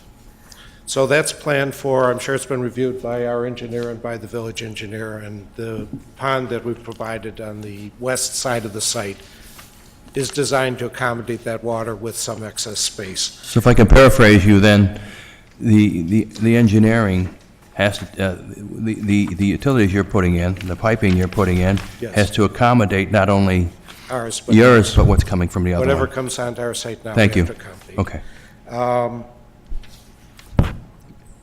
As far as the buffer and evergreen trees, I mean, we're designing to put the house in, you know, the trees that we're putting in, we've worked with the landscape plan and presented the plan to the village, and it's where we are now. If the village asks us to make some changes to it over the next, we probably would, but, you know, not a full line of evergreen trees, that's probably not practical, but any, you know, evergreens are probably, I don't know what the village feels about evergreen trees, but they're part of a mix, Right, it's and part I'm of a sure we mix. could provide some of them. As far as the gentleman before that talked about zoning and was, another thing that the village does, as we talked about before, is the village plans, and this land, since you did your comprehensive plan, I don't remember looking at the date on that, but it's been a while now. 2013. 2013. And even before that, you know, it provided for annexation of this property and development of this property. You've been working as far as incorporating this part of the unincorporated land into the village for as long as I can remember. The planning, consistent planning of this is be residential and the multifamily residential category, and that's where we are. It was, previously, it was residential. We're going from residential to residential, just from R3 to R4. No, It's we're unincorporated unincorporated. Cook County Okay. now, so it's Okay. not zoned. Okay, Yeah, so thank this you. is initial zoning in the Once upon village. annexation. Upon annexation, Upon right, annexation. Okay, residential. right. Okay. Thank you so much. Thank you. Thank you. I guess my question would be is, what's gonna happen to Nancy's house that's 4 feet higher than the south end, which is 3 feet drop off? We can't do anything to Nancy's house, but our. So is, Could we all Yeah. please address oh, I'm sorry, the guys. commission? So, can I have the pictures back for a second? Yeah. We're going to have to, we're going to have I have to to swear you in, sir. Sure, I already swore him, but I can do it again. Oh, did all you Okay. guys swear? Yes. Yeah, you did. We got them in the Okay. group. And your name, sir? Sean Dudek with Design Tech Engineering in Mokina. Thank you. Thank you, Sean. Sean, I just want to show Sean the picture. Sure. So, these are, Yeah, I was out there, I walked, I Yeah. recognized that. so this is her You're near house. that wall. with The inlet. wall. So Correct. what's going to happen to that wall compared to, this is the end, the south end of it? So now your water that is near that wall and the inlet drains onto our property, which is now a cornfield or agricultural. Yeah. We're gonna pick that up with the rear yard storm sewer. Okay. So we're gonna have open grates on Okay. inlets to take that water. Okay. And we're gonna pipe it through this piping system here via to this detention pond. Okay, and I don't mean to cut you off. So this one here, when it rains, Correct. it doesn't take the water comes up out of it. Oh, sorry. Yeah. Sorry, I'm We're gonna- sorry, we're I'm gonna- sorry, I'm sorry. You're making me feel bad. That's all I have to say is. So, what I'm telling them is that when it rains Yes. so bad that the retention pond, the water goes down, the piping is so small, it goes from a big pipe to a smaller pipe, that it won't go in fast enough that the water comes up out of this, out of the storm, out of the sewer. But I believe we had just previously, You didn't fix it, no. we covered that the water that be coming, that what they're doing with the new That's what I'm asking. subdivision is not only taking care of their water, but the water that's coming from yours as well. And that was asked and answered. No, but well, that's why I want to make sure. Yeah. That he's taking care of it. Yeah, it's We would cover it covered. up with our rear yard storm sewer. It would spill over onto our property. Okay, Okay, here, you can have that. thank you. Gentlemen, can I Thank you. remind you of one thing? We all swore to tell the truth. Okay. Thank you. I just want to add something that the village consultant for Orland Park is Christopher Burke Engineering, and they're the most well-known stormwater management engineering firm in the state of Illinois. Okay. And they review all of our drawings and they scrutinize them. We okay, ladies? We'd be willing to share our report with you. So are we set with the residents? I can go to our commissioners? Are we okay? We okay? You came down there, we want to make you have your want to make you have your 3 minutes. Please? Thank you, gentlemen. And you have something other than what we've already discussed? One quick comment. Do you swear to tell the truth, the whole truth, and nothing but the truth in matters before the commission this evening? I do. Thank you. Your name and address for the record, please. Nimesh Patel, 16814 Sheridan's Trail. Yes, sir. Okay, so a couple of my friends already mentioned about children's safety. I don't think that's being answered by this petitioner. So children's safety concern is still open. Your question has to do, you don't feel that we've addressed the safety issue? Yes. And actually, sir, we have. I mean, as part of as part of getting approval on anything, that's a very intricate part of the entire approval process. Absolutely. And you know, if safety was an issue, I mean, it is an issue. But if we were putting people at risk, this thing there'd be even more conditions than there already are. So that has, just going through the approval process, it's been addressed. But thank you. Mr. Chairman, can I just a quick question. Sheridan's Trail, you're not using Sheridan's Trail, correct? You're not going to go down Sheridan's Trail. Right? I mean, Sheridan's Trail is, there's no additional traffic on Sheridan's Trail. It's all going to be. It's being extended. It connects Scarlet. It's going to be on Scarlet. So. But I would expect almost all of our traffic go north to 167th Street. Some will go south. They intersect. Well, let me do this.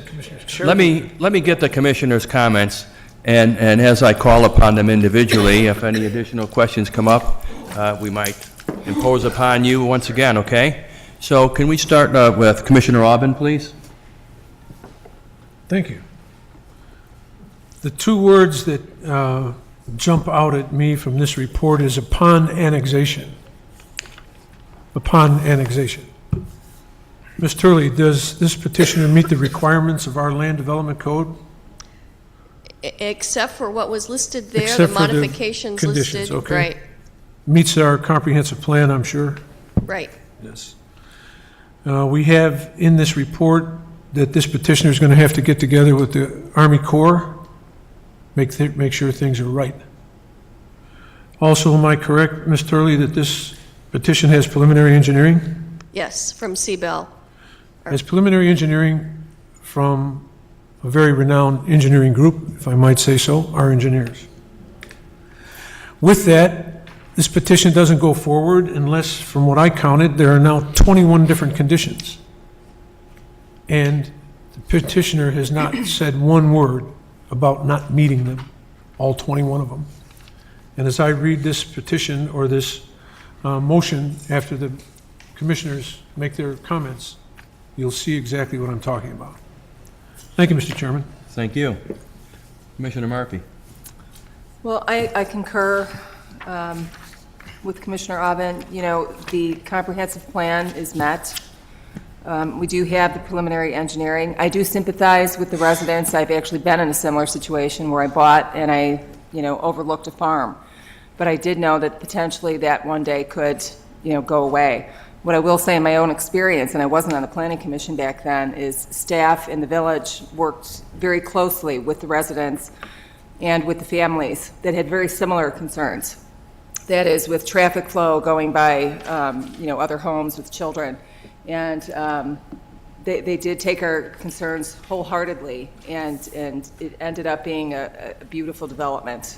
And the residents ended up being quite happy with it.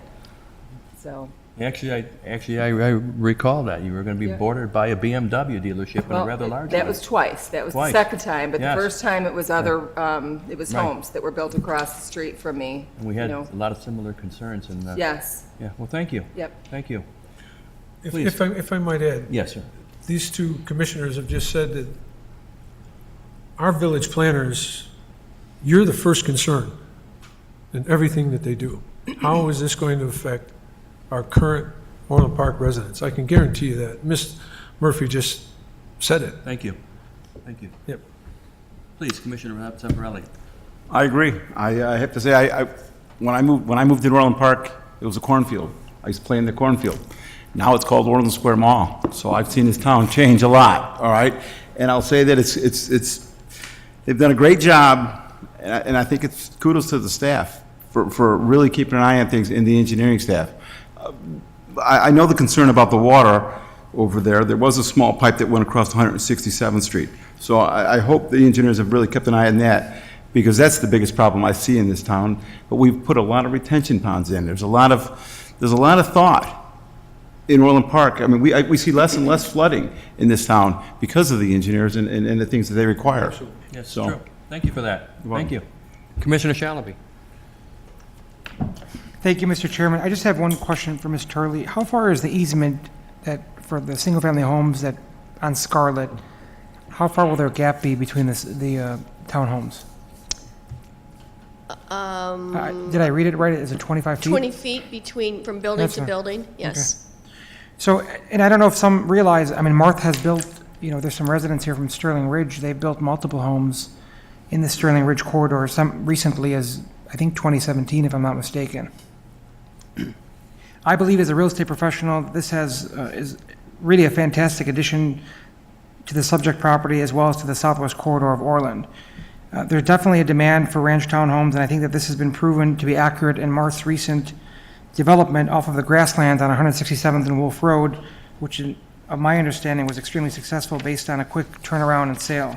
I don't believe that it'll adversely affect any, I'm a lifelong resident of Orland Park, I care about this town as well.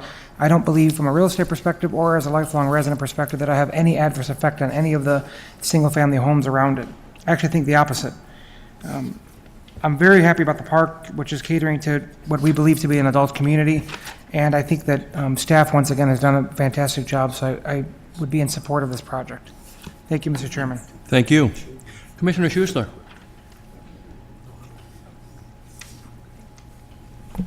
Thank you, Mr. Chairman. I have a couple of questions for the staff. Will this be a condominium development? Pardon me? Will this be a condominium development? Yes. What's the price range of the houses? That would be a question for the petitioner. Okay, no, that's the petitioner. Just, do you have a plan right now as to what you're talking about as far as your price range? Not to hold you to it, just to pick a number out of the air. You must have something in mind. You must have a range. We do. We did the Villas of Grasslands at 167th and Wolf, and those started at $399 and closed anywhere from $399 to up to $600. Yeah, they got up there. Good price point. So yes, the people put a lot of extras, Yeah. a lot of upgrades. Nice. Nice finishes. Thank you. Okay, thank you. Will the pond be a village pond? Will the pond be maintained by the village? Yes, Owned it'll by be the village and maintained? dedicated to the village. Will Scarlet Drive be a public street? Yes. Okay. How are you going to mitigate the wetlands? That's up to the Army Corps of Engineer. I know Marth has been working closely with them for determining the details of how they're going to mitigate the wetlands. Do you have any idea yet what's going to be required to mitigate the wetlands? You have to donate somewhere else to... Currently, they're going into a wetland bank. Okay. So it's going to be in the same watershed, because it's required by law to be in the same watershed. So it'll go into a wetland bank, and I think the mitigation ratio is 1.5 to 1. Okay. So for every acre you disturb, you have to put 1.5 into the wetland mitigation bank. Somewhere in the same... Correct, but per MWRD, this is going to be a native planting in the proposed detention pond on lot 21. So it'll have some kind of wetland aquatic plants in the bottom as well. Okay. It's for water quality, Sure. getting the pollutants and stuff out. Yes. So this will essentially look like you're almost getting like 3 times the amount of wetlands, basically. Except, on the site, you're going to have the pond, which is going to look like a wetland, but is not required by the Army Corps of Engineers. They're only requiring the wetlands to be mitigated off-site, so. Okay, thank you. If that makes sense. Okay, I'd like to address a couple of the things that the residents raised. There was a question regarding the backyard view, and I can appreciate that because when I moved to Orland Park, initially in 1972, my wife and I bought a house on Ridge Avenue off 143rd Street, and we had this beautiful view out our front window of this big open field that was owned by Andrew Corporation, and it was essentially vacant because they tested some of their equipment by sending signals from tower to tower. So we had a couple of towers, but basically it was native. There was wildlife out there, and it was nice. And then they sold to a developer who put up Crystal Tree. So our view went away. But we knew when we bought the property that that was not going to remain a vacant field forever. And it's not reasonable for somebody to say, I like the view out the back of my house, but that view includes trees that are on somebody else's property. That is unreasonable. It's unreasonable to tell anybody, Martha or anybody else that owns property in the village, that they have to maintain that property for somebody else's view. So I think that is unrealistic to think that your backyard is never going to change when there's an open field behind you. The street issue, I was on the village board for 17 years. Most people in this town want to live on a dead-end street or a cul-de-sac, or they want a street that's a through street that has traffic like a dead-end street or a cul-de-sac. It's unrealistic. It is unrealistic to have every single subdivision have streets that don't connect with the adjoining subdivision. It ends up in all kinds of extra turns where people have to do convoluted ways to go to the house just across the way because the streets don't connect. Now, anybody who moved into this Fawn Ridge subdivision and saw that Scarlet Drive dead ends at a field and just stops, there's no turnaround, there's no hammerhead, there's no cul-de-sac, you had to realize that someday a street's going to go into that field and there are going to be houses there. So it's unrealistic to think that that street is not going to go through. I think what does make sense when you talk about streets is to talk to the county about lowering the speed limit on 167th Street. I think it makes sense to ask this developer, and when we get to the motion, if it isn't in the motion, I'm going to propose an amendment to require that a left turn lane, and the developer's going to hate this because it's money, but I think you need a left turn lane on 167th Street because that's going to be the main entry into this subdivision. We need a left turn lane so people coming west on 167th Street can get into a lane where they can stop, wait for the oncoming traffic to pass, and then turn safely. So I don't know how the rest of the commission feels. If they agree with me, then it'll be a condition. If they don't, it won't, going to the village board. But I think that is necessary for the number of units we're putting in here and the way this property is configured with the surrounding area, that would be much safer to have a left turn lane on 167th Street. Excuse me, Commissioner, are you saying left turn on 167th Left or turn, on 2? left turn lane. On 2, off of So when Sheridan. you turn left Off of going Scarlet. westbound off of 167th, you can turn into the subdivision. When you're going westbound, you can. Again, that's the county road, though. Yes, it's a county road, but we can require, or we can, as a plan commission, we can recommend to the village board that that be a condition that's added to the other conditions here. As far as the water issue and the wetland issue, I've seen this come up numerous times when I was on the village board. If the engineering is done properly, and I'm sure you will do it properly because you have a license and you have a reputation, if the engineering is done properly, the water condition will be improved rather than made worse. The water that, and I think the engineer alluded to it, but I'll just repeat what he said, he is required, the developer is required to accommodate not only the water that's going to be generated on this site by having what's called impervious roofs, driveways, streets. In addition to accommodating that water, the developer is required to accommodate the water that flows onto the site from other places, from the land adjoining, from the, I think it's called Shenandoah South. They have to accommodate that.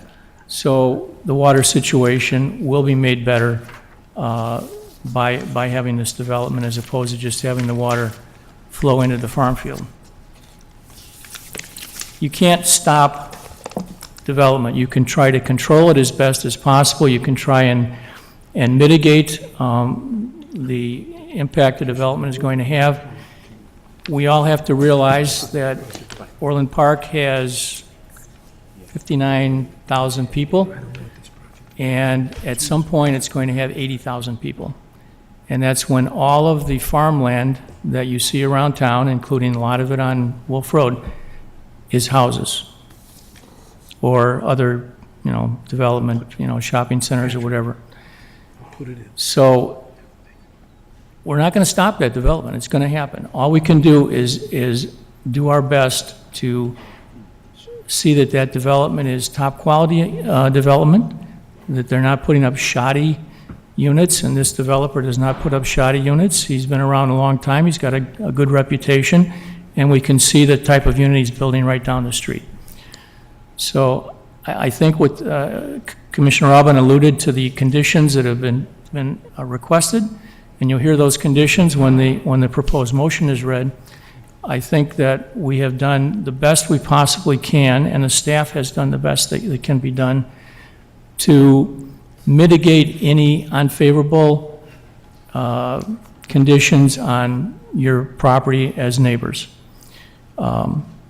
There's always going to be traffic on the streets unless you live on a dead-end street or a cul-de-sac, and even then you've got traffic from your neighbors. So, there's going to be some traffic on Scarlet Drive, but that was anticipated when they built the subdivision, because that's the way the street ends. Thank you. Mr. Chairman, I just wanted to add that Please. Our engineer, Seabell Engineering, did not bring up the left turn lane as an issue. If you are going to add a condition, I think it would be better to be along the vein of to take another look at it to evaluate. Right, the need for left turn lane. Right, we already discussed. I have it worded, Okay. and it's exactly. Yes, it's going to be worded according to that, but just to consider it. Right. But all excellent observations, and personally, my gosh, a lot of. I think he wants to talk about the Please. left turn lane Let problem. me respond to the turn lane very quickly, Commissioner Schussler's idea.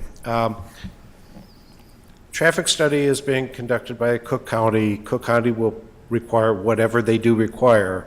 If there isn't a need for a turn lane, they won't require it. If Right. there is a need, obviously we'll. And we Right, won't it's have on a the choice, county. but, We're going to ask him to look at it. it's We'll ask him already to been look at it. studied. Yeah. and Thank you. we- Thank you. Okay, well, in conclusion, first of all, I want to thank everybody for attending. A lot of insightful, excellent remarks, and we do take them seriously, and a lot of excellent comments from our commissioners. I can assure you that a lot of thought goes into this, and I won't be redundant myself, but we have a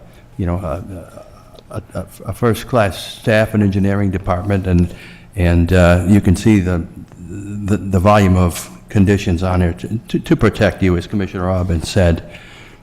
Just on a personal note, I think being a senior over here, it's not a bad idea to have some patio-type homes for seniors who are downsizing from their personal 5-bedroom.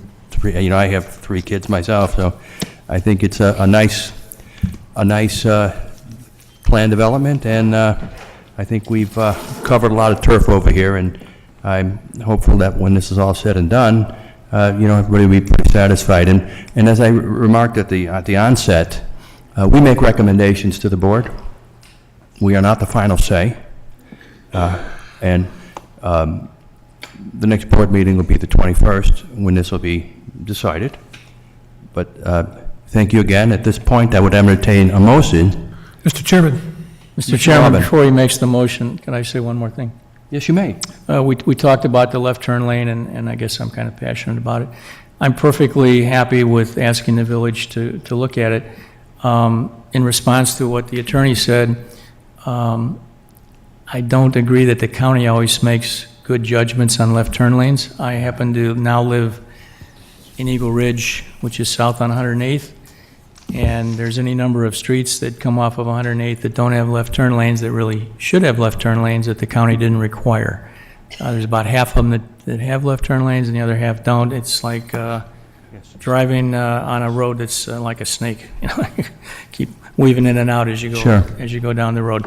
So I'm perfectly willing to ask the village board to look at that, but I'm unwilling to say, oh, let's just do what the county says, because they don't always make good decisions. Well, we will make that suggestion. Thanks. Commissioner Robin? Yes. I move to accept as findings of fact this Plan Commission, the findings of fact set forth in the staff report dated May 8, 2018. And I move to recommend to the village board approval upon annexation of the rezoning of the property from E1 Estate Residential to R4 Residential. Second. We have a motion and a second. All in favor? Aye. Opposed? Continue. I move to recommend to the village board approval upon annexation of the preliminary site plan titled Site Plan, the Village of Tallgrass by Design Tech Engineer, Project 17-0053, dated 12/8/17 and revised 3/5/18, and is shown on the plan titled Preliminary Engineering, the Village of Tallgrass by Design Tech Engineering, Project 17-0053, dated December the 8th, 2017, and revised March the 5th, 2018. And is shown on site design proposals for Villas of Tallgrass by New Toys Leisure Products as petitioned and as revised on April 19, 2018, subject to the following conditions. And all of these changes must be made and conditions must be met before and prior to the board meeting.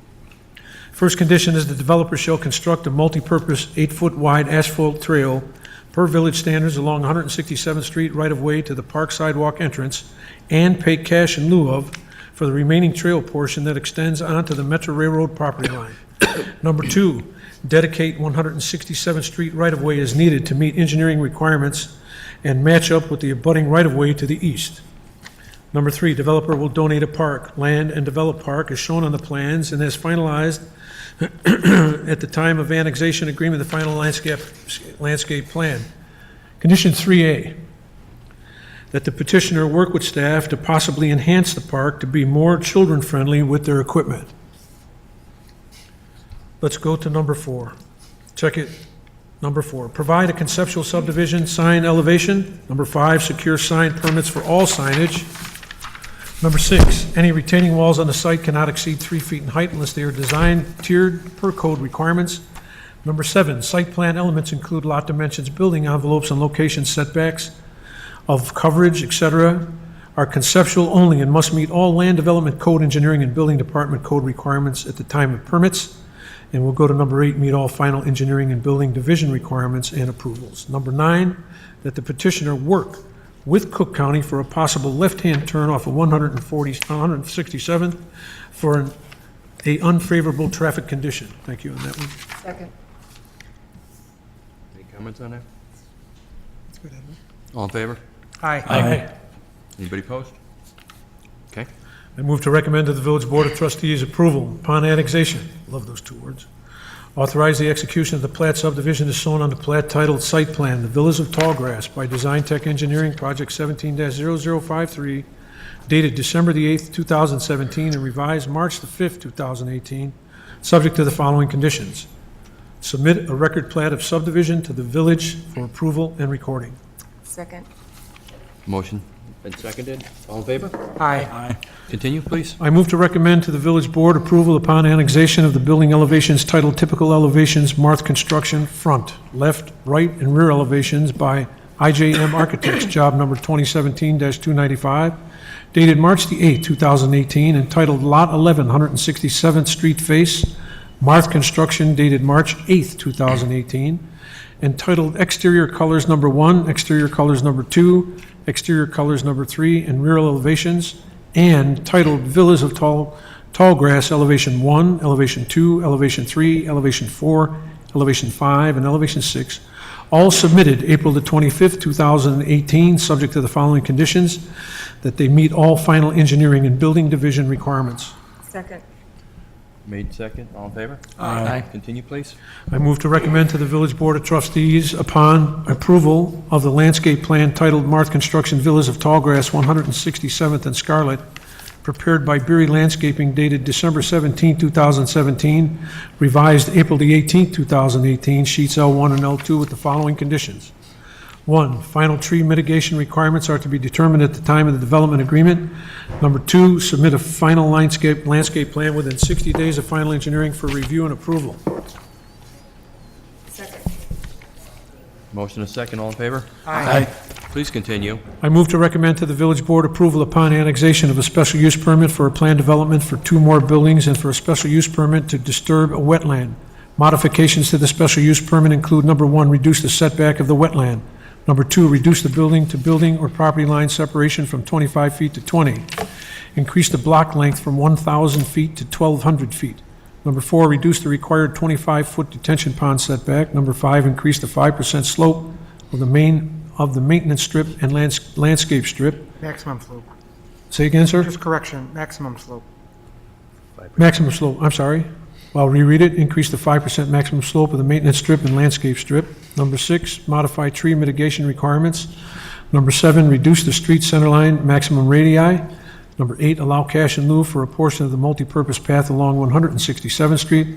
And all of these conditions must be met and changes made prior to the board meeting. Approval of this application is subject to annexation into the village of Orland Park. Motion and second, all in favor? Aye. Any opposed? Thank you, gentlemen. Good luck. Just for the record, Mr. Chairman, I just want to note that the village did provide proper notice in the newspaper for this public hearing, and I would just ask the petitioner if he can please confirm that they met their requirements for letters to neighbors Yes, so and we- signposting. I believe Mr. Richardson brought it up. Yes, we did. We provided the certified mailing to neighbors, and I think you Yes. saw the result of that, as well as the posting on the property. Okay. Thank you.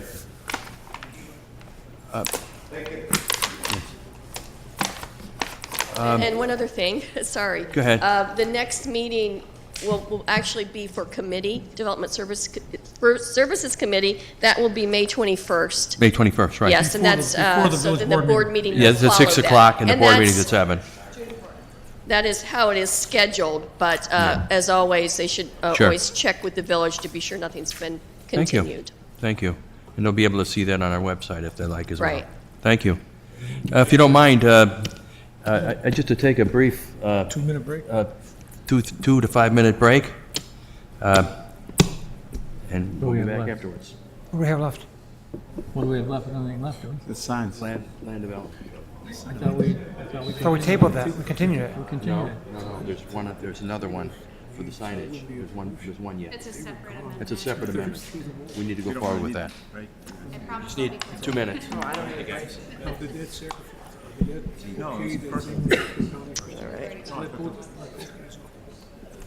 Thanks for sharing that, Nick. That was deep and profound. You were wondering. That's what I did earlier. TMI, right? Sure.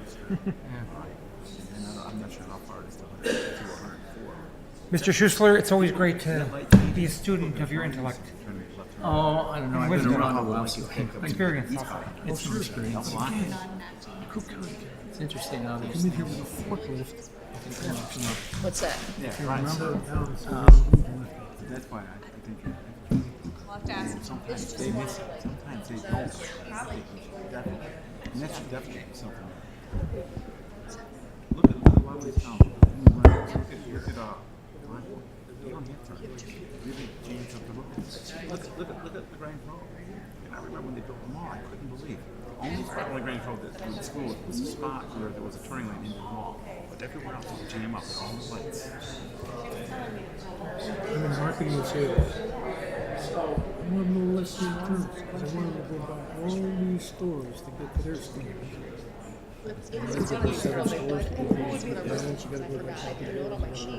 So you don't mind? Well, actually, I don't mind. I think the road's beautiful. So. But I made a note. If you've got a good enough product.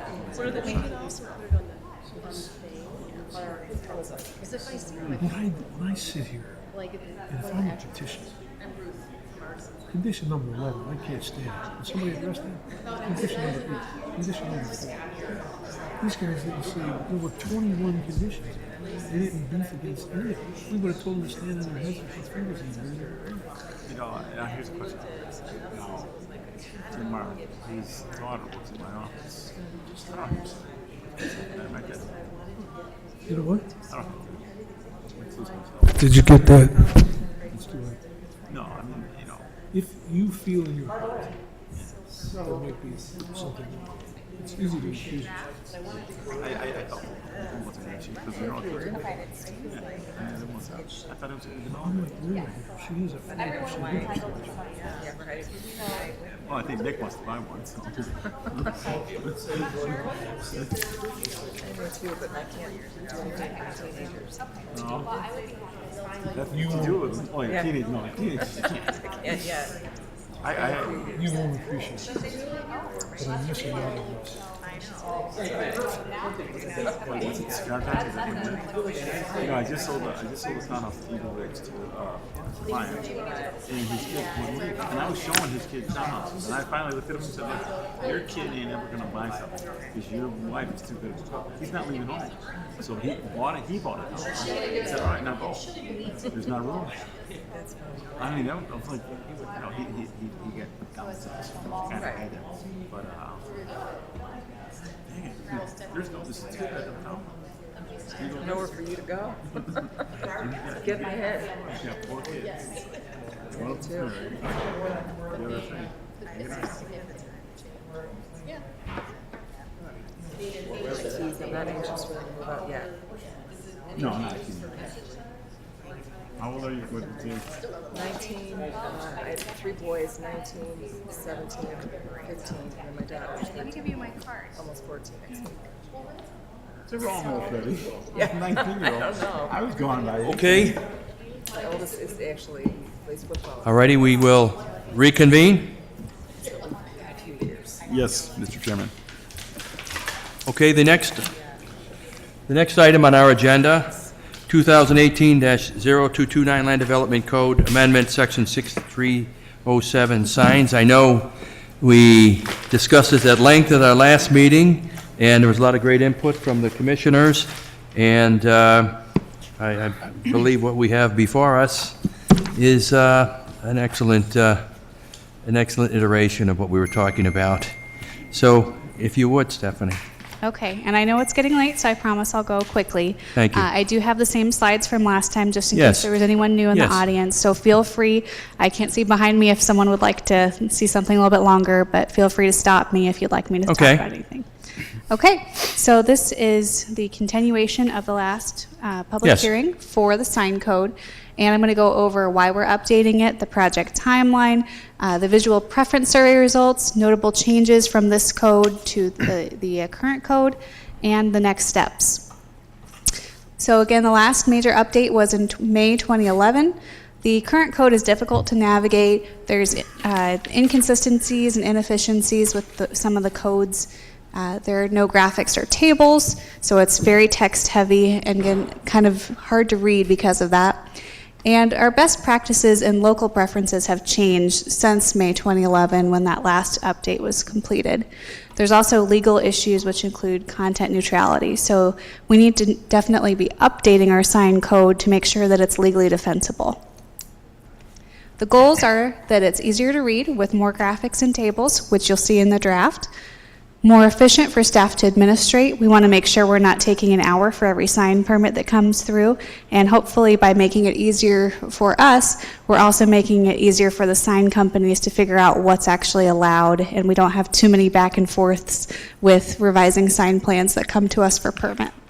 We want to make sure that the regulations relate to the village's vision, which is why we did that visual preference survey, and we'll go through those results very quickly again for you. We want to make sure it's legal. Like I said, we want it to be defensible and make sure that we are abiding by the First Amendment. And we want it to be consistent. So we've been working on this since 2016. Earlier this year, we did some updating and drafting of the draft that started last year. And the sign code was discussed at the Development Services Committee April 16th, and we presented the draft for the first time at a public hearing at our last meeting on April 24th. We are now presenting to you tonight, and the committee on May 21st tentatively, and the board on June 4th tentatively.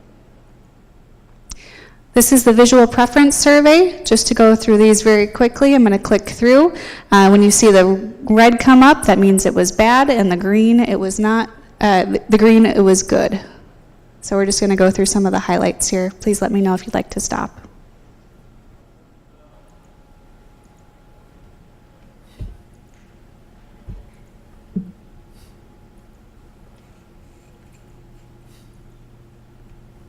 As you can see, there was a pretty comprehensive study. This survey was given to not only village staff, but trustees as well. I do have a quick question, Ms. Malmberg. So on a grand opening, we're not allowing balloons? Like on top of the structure? We do allow inflatables, yes. Will that change under this code? The current code... If you go back to the last slide, it seemed like that was something that was frowned upon. So it is frowned upon. Putting our economic development hats on, though, it's something we currently do allow for grand openings, and we've been given direction to continue allowing them, even though this preference survey didn't come up as favorable. Sure. That's why we want to limit it to 2 weeks, which you'll see in that green table for temporary signs. Question? Mm-hmm. Yes, I should turn my microphone on. Why was the Plan Commission not included in your visual survey? I'm not sure the history of that, unfortunately, because I was not here when it was originally administrated to the different staff members and board members. You know, Jane? Oh, weren't you guys included in, did you participate in the visual survey? Some of you that have been here longer? This last meeting? No, it wouldn't have been. It's, I don't believe so. It's only on for a while. I don't recall. Sometime last year, I think, is when they No. put it out. Yeah, unfortunately, I'm not sure exactly.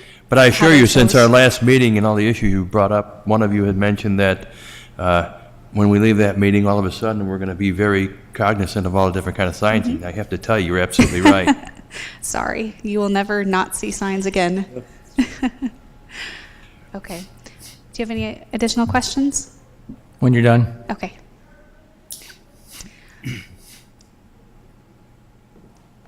Just a few more pages here.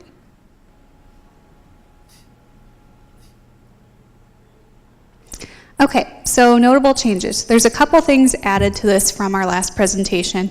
Just to go over the minor and major changes from our current code to the draft. We actually have an even newer version that was placed up at the podiums for you earlier this evening. So please reference the one in the lower left-hand corner that says today's date and the initials SMM at the bottom. That's the newest version. There's very minor changes from the one that was in your packet to the one that's on your table today. So minor, we added a section for measurement and calculation, and that just tells the person reading the code how we calculate and how we measure different types of signage characteristics, such as height or sign face area. There is a restoration requirement, basically, so if you remove a sign, you have to restore the surface to like new condition as though the sign was never there. Major changes, there is a reorganization of all the sections, graphics and tables are added, A-frame signs become allowed, box signs become prohibited. There's a section for non-conforming signs added to clarify what you can and cannot do with a non-conforming sign, and that's a sign that does not meet this code. The formula for sign face area was simplified based on our last meeting and our discussion, and certain temporary signs are only allowed for grand openings. So here are an example of some of the graphics. The top image is a graphic showing some of the allowable signs. The bottom graphic shows some of the prohibited signs. It does not show each and every example, but this gives a good direction. Here's an example of one of the matrices. This is for sign district number 2. This is the commercial district. So you can see here there's 3 categories, which you see in gray, the column on the furthest left. You have wall, ground, and other types of signs. And then the columns going horizontally are the sign type, the tenant land use, the maximum sign face area, maximum number of signs, maximum sign height, and then additional regulations that may apply. So by looking and seeing what type of sign you're looking to do and your tenant land use, you can follow that table across to figure out what your regulations are. Stephanie, if an existing business has a substantial investment in some signage that has been displayed for some time, how will that be mitigated? Will it be some time period allowed? Will it be grandfathered in? How would you respond to that? So if it becomes non-conforming to the current code, that section addresses the scenarios in there. Basically, the rule of thumb is if you want to change more than 50% value-wise of the sign, then you have to have the sign conform to current code. So it usually takes a pretty substantial deterioration. I guess my or- question is, are you going to require somebody to change it? No, because that would be a taking. We can't require someone to remove a sign just because it all of a sudden doesn't meet the code because we changed the code. Thank you, that's my question, thank you. That's why we still have billboards in town. Both sides. Okay, any Big questions billboards. about these matrices? Yes. What was No, your- I have one statement. I'm gonna vote against this. I think it's wonderful what you've done. It's much clearer. It's gonna be much easier to administer. It's gonna be much easier for applicants to figure out, where they are. But I think it's a mistake not to allow digital, regulated digital, not any digital. I think digital is the coming thing. It's just, well, it's here. It's state of the art. It's here. It's all over the place. And I think we should acknowledge that and strictly regulate it rather than pretending it doesn't exist. So I'm going to vote against it, but I think what you've done so far with this is great. You did a wonderful job on it. Thank you. Okay. Any other questions about the matrices? No. Okay. No. Temporary signs, I just want to bring this up really quickly. This is updated from the version that you got in your packet. A few things were left blank for some reason. This is completely filled in though. So I just want to bring up here, banners are the only types of sign, whether on the wall or on the ground, that'll be allowed for longer than just, just a grand opening. So these are the ones that'll be allowed a maximum of 7 days, up to 4 times annually, with at least 30 days between the displays. So it's still restricted. However, they are allowed at times other than the grand openings. If you look at the requirements for feather flag signs, pennants, and inflatable type signs, they're only allowed for 14 days at a grand opening. And we did define grand opening as the first time that a business opens. Any questions about temporary signs? Let's vote. Nope. Okay. So these are those feather flag signs. So if you go back to our table here, you can see there will only be 3 allowed per right-of-way or tenant frontage, just so you know. So you'll never see more than this if they're abiding by the code. Chick-fil-A. Just to go over this was our little facade from last time where we discussed the sign face area calculation. This was the current one that goes off of a percentage of the building face area, the height times the width of the building.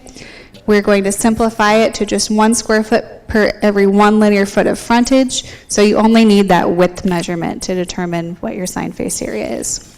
I have a quick question. Sorry, I don't want to keep us here Sure. much longer, but I did notice after our last meeting that Michael's, it seemed like from the back of the building, had really elevated their sign in order Yes. to make their sign larger. I'm sorry?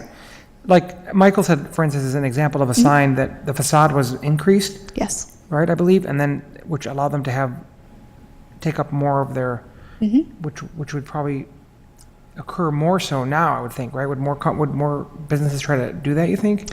So. And are they going to be allowed to do that? So they still can do a facade improvement where they increase the height to a certain degree. We do have height requirements, limitations rather. It's more likely that they would have quote unquote abused the sign face area with the current code where it's a percentage of the entire building face. Right. Because if they're adding to the building face, they're adding a certain amount of space where they can put more signage. So the current code won't really give a workaround, if you will, for that scenario. It'll be proportional to the length of the building. And as I recall, they have to get rid of the shadow of their old sign. They should. The current, the proposed code in front of you, the draft, will require that from now on. I'm not sure. I'll have to ask our village attorney if we can enforce that retroactively. But as we've said going forward, we want to make sure that's something we don't see all over town when people relocate their signs. Gotcha. That was a great suggestion by Melissa over here, by the way. Thank you. All right. So in addition, we actually have a bonus a few different bonuses that you'll see in that draft in front of you. If you could pull up today's version of the draft on page 17, I just want to highlight this. These are certain bonuses for signs that are allowed for basically the commercial districts. Sign District 2, 3, and 4 are eligible for these bonuses. So we first have the wall sign and channel letter bonuses for sign face area that we talked about last time. This has to do with if you have a bigger building or your building set back further, you get a certain number added to that formula for sign face area. Right.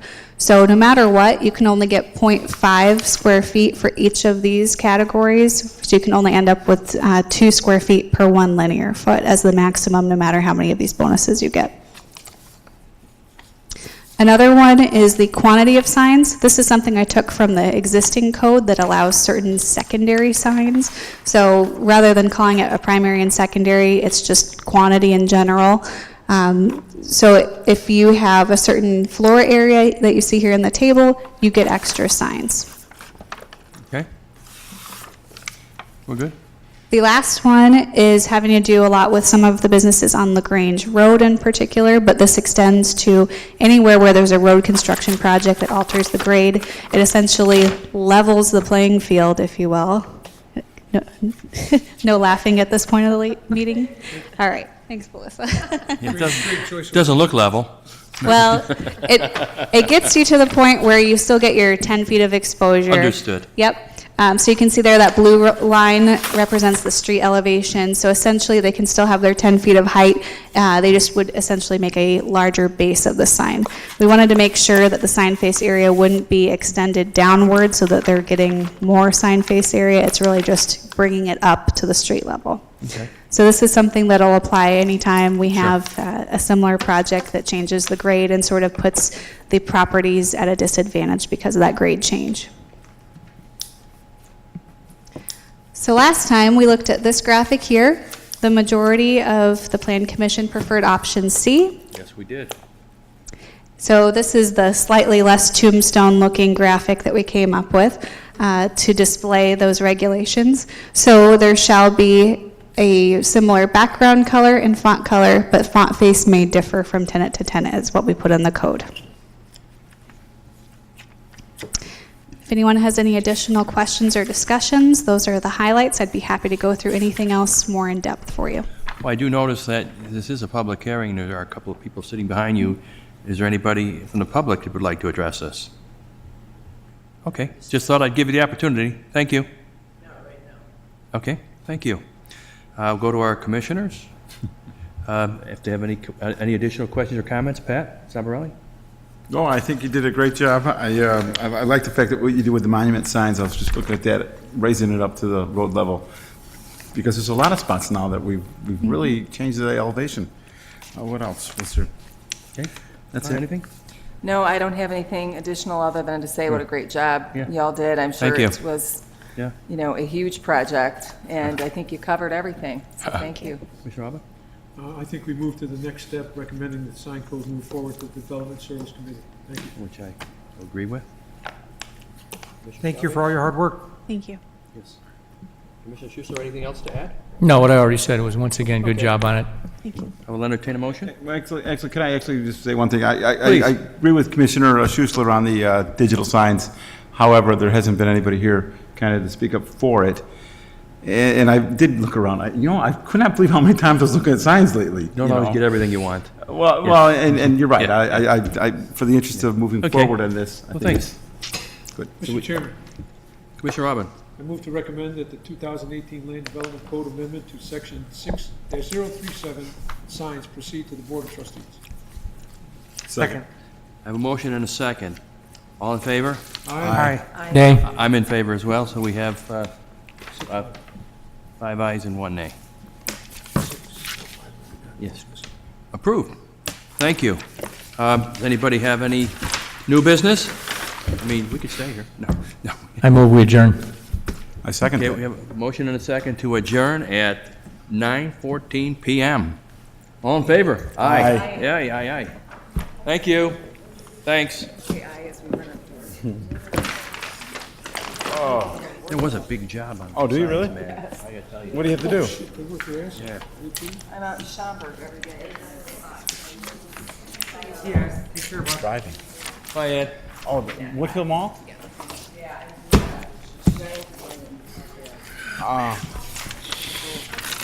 Okay. That's cool, right? Go have my candy and coffee. It's too late. Why do you put that up there? Is that with you? Mike lives at 9750. I'm gonna go up on his deck and. He's going to the Good night. Where are you moving? That's right by my cigar bar. I've never been. It's attached, yeah. Does he have a nice view there? What's that? Does he have a nice view? Oh, he's on the inside. He looks at the swimming pool and the bocce ball courts and stuff like that. He's, yeah. Just in case anybody wanted to. Parliamentary procedure. What? Yeah. What's the balcony view? Well, the balcony view, he's on the fourth floor. He looks at landscaping, the bocce ball courts, the lawn furniture, and the swimming pool. See it? Oh, God, thanks. Yeah, I would have missed it. My open lands jacket. Oh, you One got, thing I'm very happy about were you on that because committee? they bought, no, but they bought the 26 acres right across the street from my house and they put the lands on You selling your house? You know, it's possible because I saw a house come up in Old Orland. It didn't come up. It's a rumor. That's a rumor. Request about subdividing. What's your property?